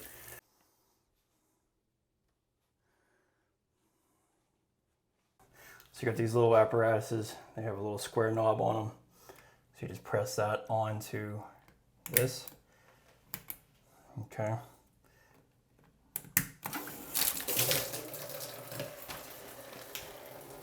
If you turn this off, you won't have that problem.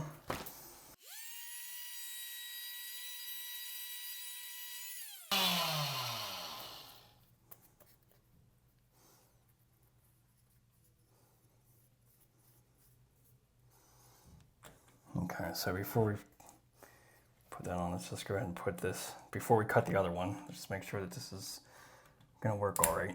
So you got that on there, and then this little sleeve has a little divot back here that slides right on there. And again, it's in the off position when you have this turned left. But let's just go ahead and thread, well, let's go ahead and put our discussion cover.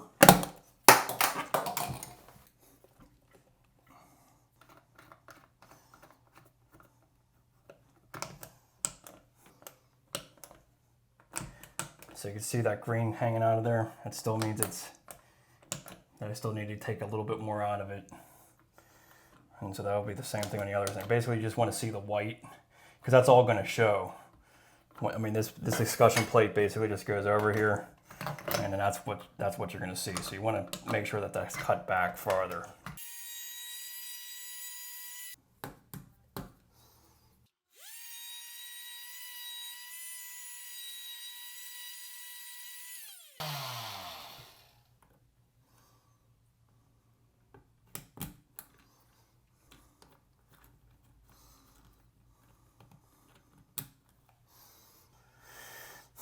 Okay, so this is interesting. This is pretty cool actually, because this will give you volume control of how much water flow you get. Okay, so when you're twisting these, this will turn the water flow off. If you turn this all the way clockwise, it turns the whole thing off. So just turn this all the way full power, which would be the entire clockwise position. And then I'll show you, there's this little indicator here.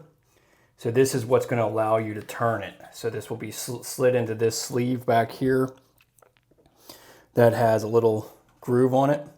So there's a little groove here, and then this slides right into that. And that'll allow you to turn and volume control the unit. So put this back on. This is only one direction you can put it on here. Basically, this little indicator here that moves it indicates with the back. But turn your valve all the way on clockwise, and you line this up with everything to the left direction. So when you slide this on here, it will allow you to do the volume control. These will go into our box.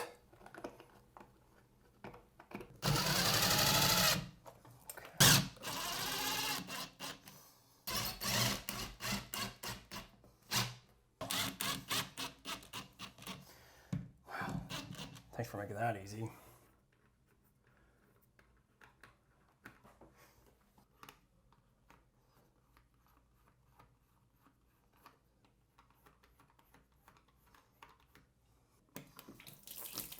Okay.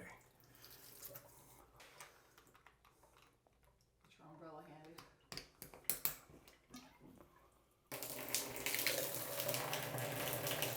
Okay.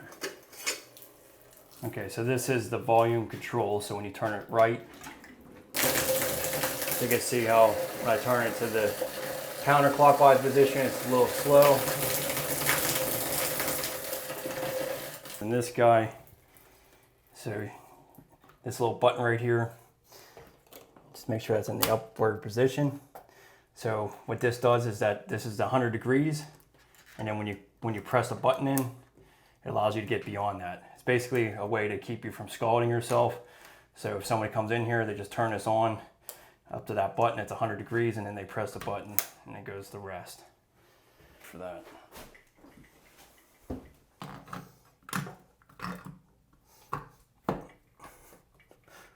They did not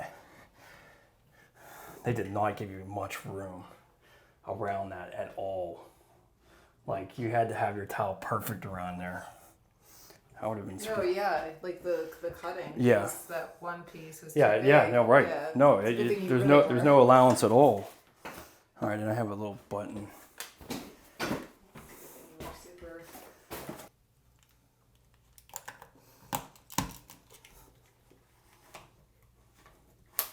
All right, so if you want it cold, turn all the way to the right.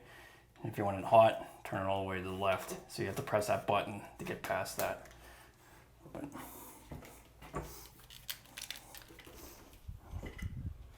yeah, it's pretty cool. Okay, so just make sure you have your gasket in there. As long as there's that gasket in there, you shouldn't need any Teflon tape for this.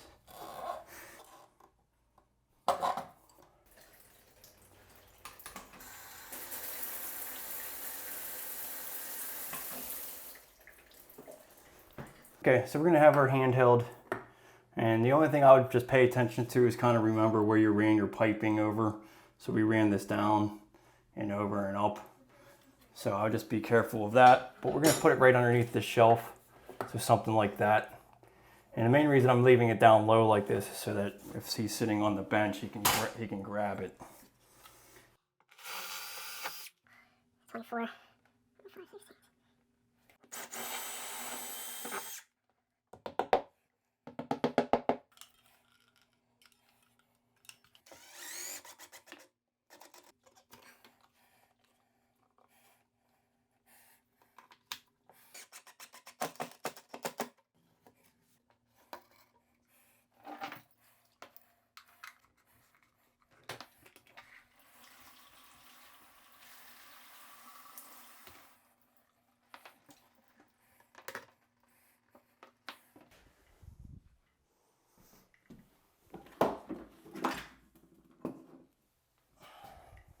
Okay, a couple hours later, just take some Windex with vinegar and you spray down all the walls, and then I'll remove that last bit of haze from the surface of your tile. But you want to make sure that everything's dry before you do this. So I usually use a microfiber cloth.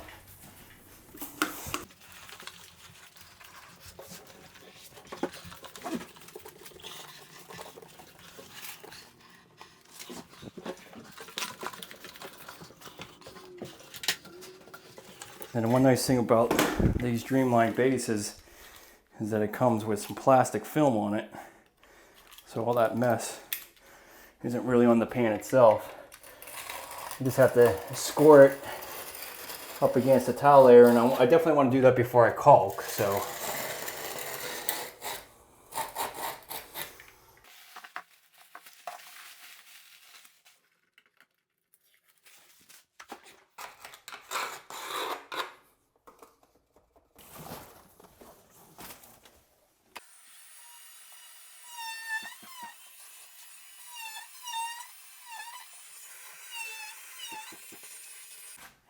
most important thing before you caulk is make sure everything's dry. If there's any still residue of what you did with your grouting, it's not going to go very well. So make sure everything's dry. And then with white, you can get the matching caulk. It doesn't really seem to matter too much because a lot of these brands don't even have the exact color and it never really matches anyway. So I just used 100% silicone, just white kitchen and bath. And I find that to be pretty good on white. And then, when the customer ever has to redo this at some point, the caulking is always the part that's maintenance. It should last a good 5 years, don't get me wrong, but it is something that will have to be changed out eventually. So you might as well just go with the pure white silicone. So my biggest tip here is not to cut the tip too far. So be sure to start out small, because you don't want to be applying too much silicone to the corner. And just pay attention to how big your grooves are. I mean, this is probably the biggest section here, maybe a 3/16 inch, 1/8 inch gap. So that's, I would recommend trying to keep your hole about that size as well. You could always cut it back further if you need to, but once you cut it too far, it's kind of a done deal. So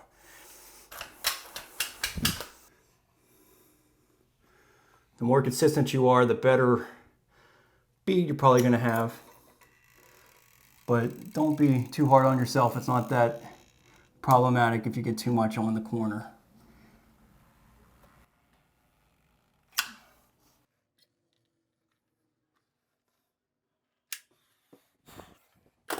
Just take your Windex and spray that entire joint all the way down. And you could try to use a caulking tool if you want. Most of the time I just find my finger to be the easiest. So just tool that joint.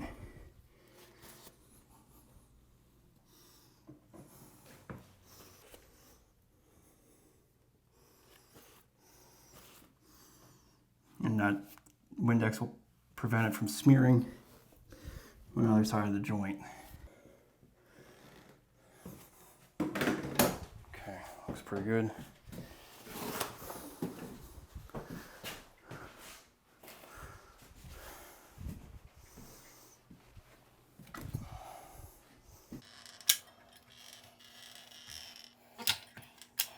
I'm going to go ahead and caulk this shelf as well because I'll be spraying everything down with this Windex, and if I get water on the shelf, then I'm going to have a hard time caulking it afterwards.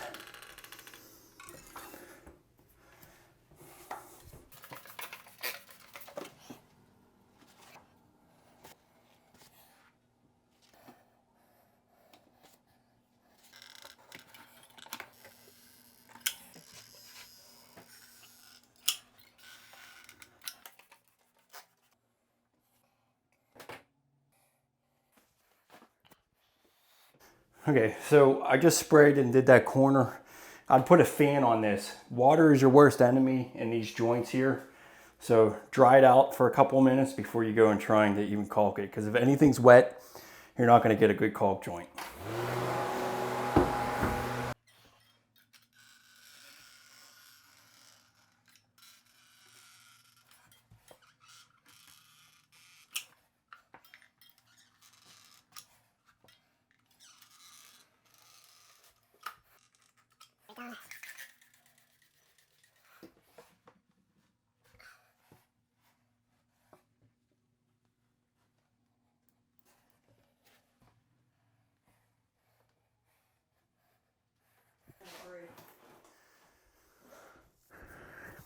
Okay, so then the other thing I want to. Okay, so right along this edge, the bull nose, we're going to caulk it and then paint it.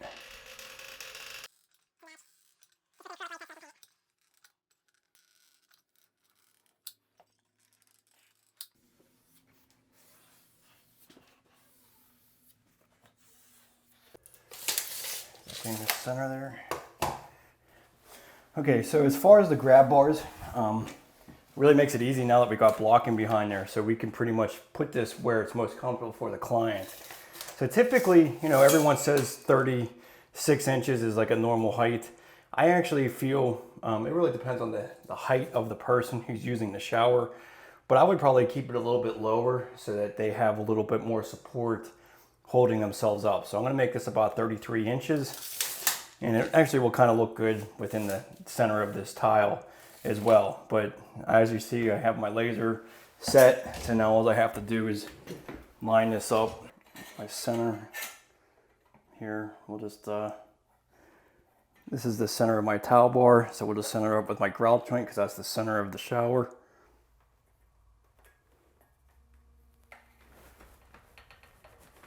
And then since this is ceramic, I'm just going to use one of these little spade bits. These guys make it nice and easy to be able to reference the center.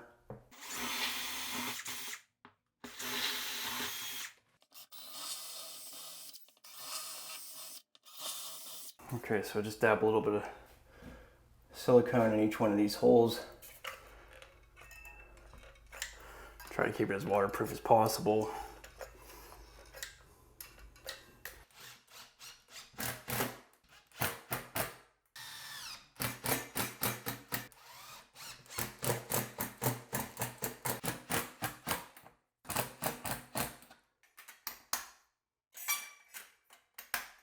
As you can see, it's like a little bit lower, so this can allow you to hold yourself up a bit more. All right, and then the next one, so we're really going to be doing 2 of them. And the next one we're going to put standing straight up and down so that when they come into the shower, they can hold on to something. Now, the only thing I would advise is keeping it away from the curb, because in case they want to put a shower door someday, or even with the shower curtain. So I would try to keep this inside the shower. So we'll make it basically 28 to the edge. And we'll keep it to the same height as far as the bottom section.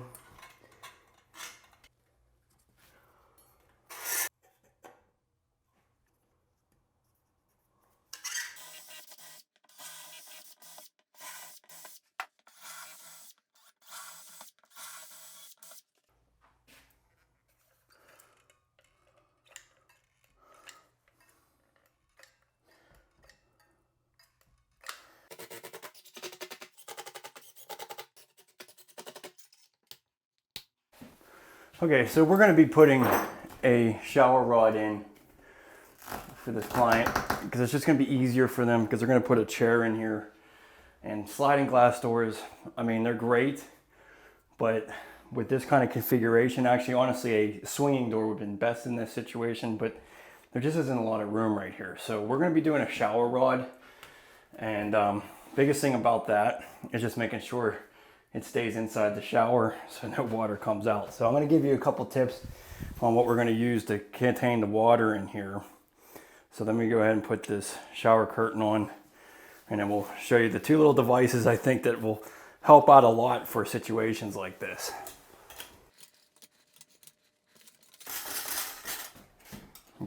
So the first thing you want to do is make sure that this curtain is coming down into the shower pan. You don't want it necessarily touching the floor, but you don't want it to be up like this, or definitely water will probably most likely blow out. So we'll just lower it a little bit.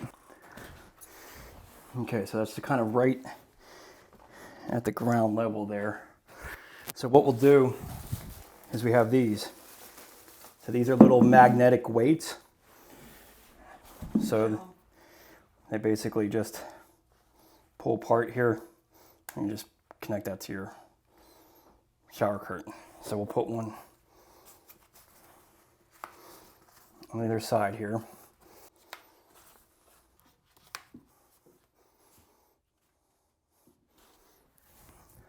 And then if you put this on here, this kind of curls it into the shower. So basically, all you do is take one of your ends off. So just take one of your things off, and then we just put this into the ring holder. So it doesn't really matter which one you have. I mean, they'll pretty much fit any kind. Okay, so then put this on the shower rod, and then you just take your last loop here and just hook it into this hook. So that, see how that makes a nice curved end here?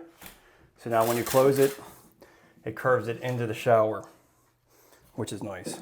Combination of the shower splash guards and the weights work out really well.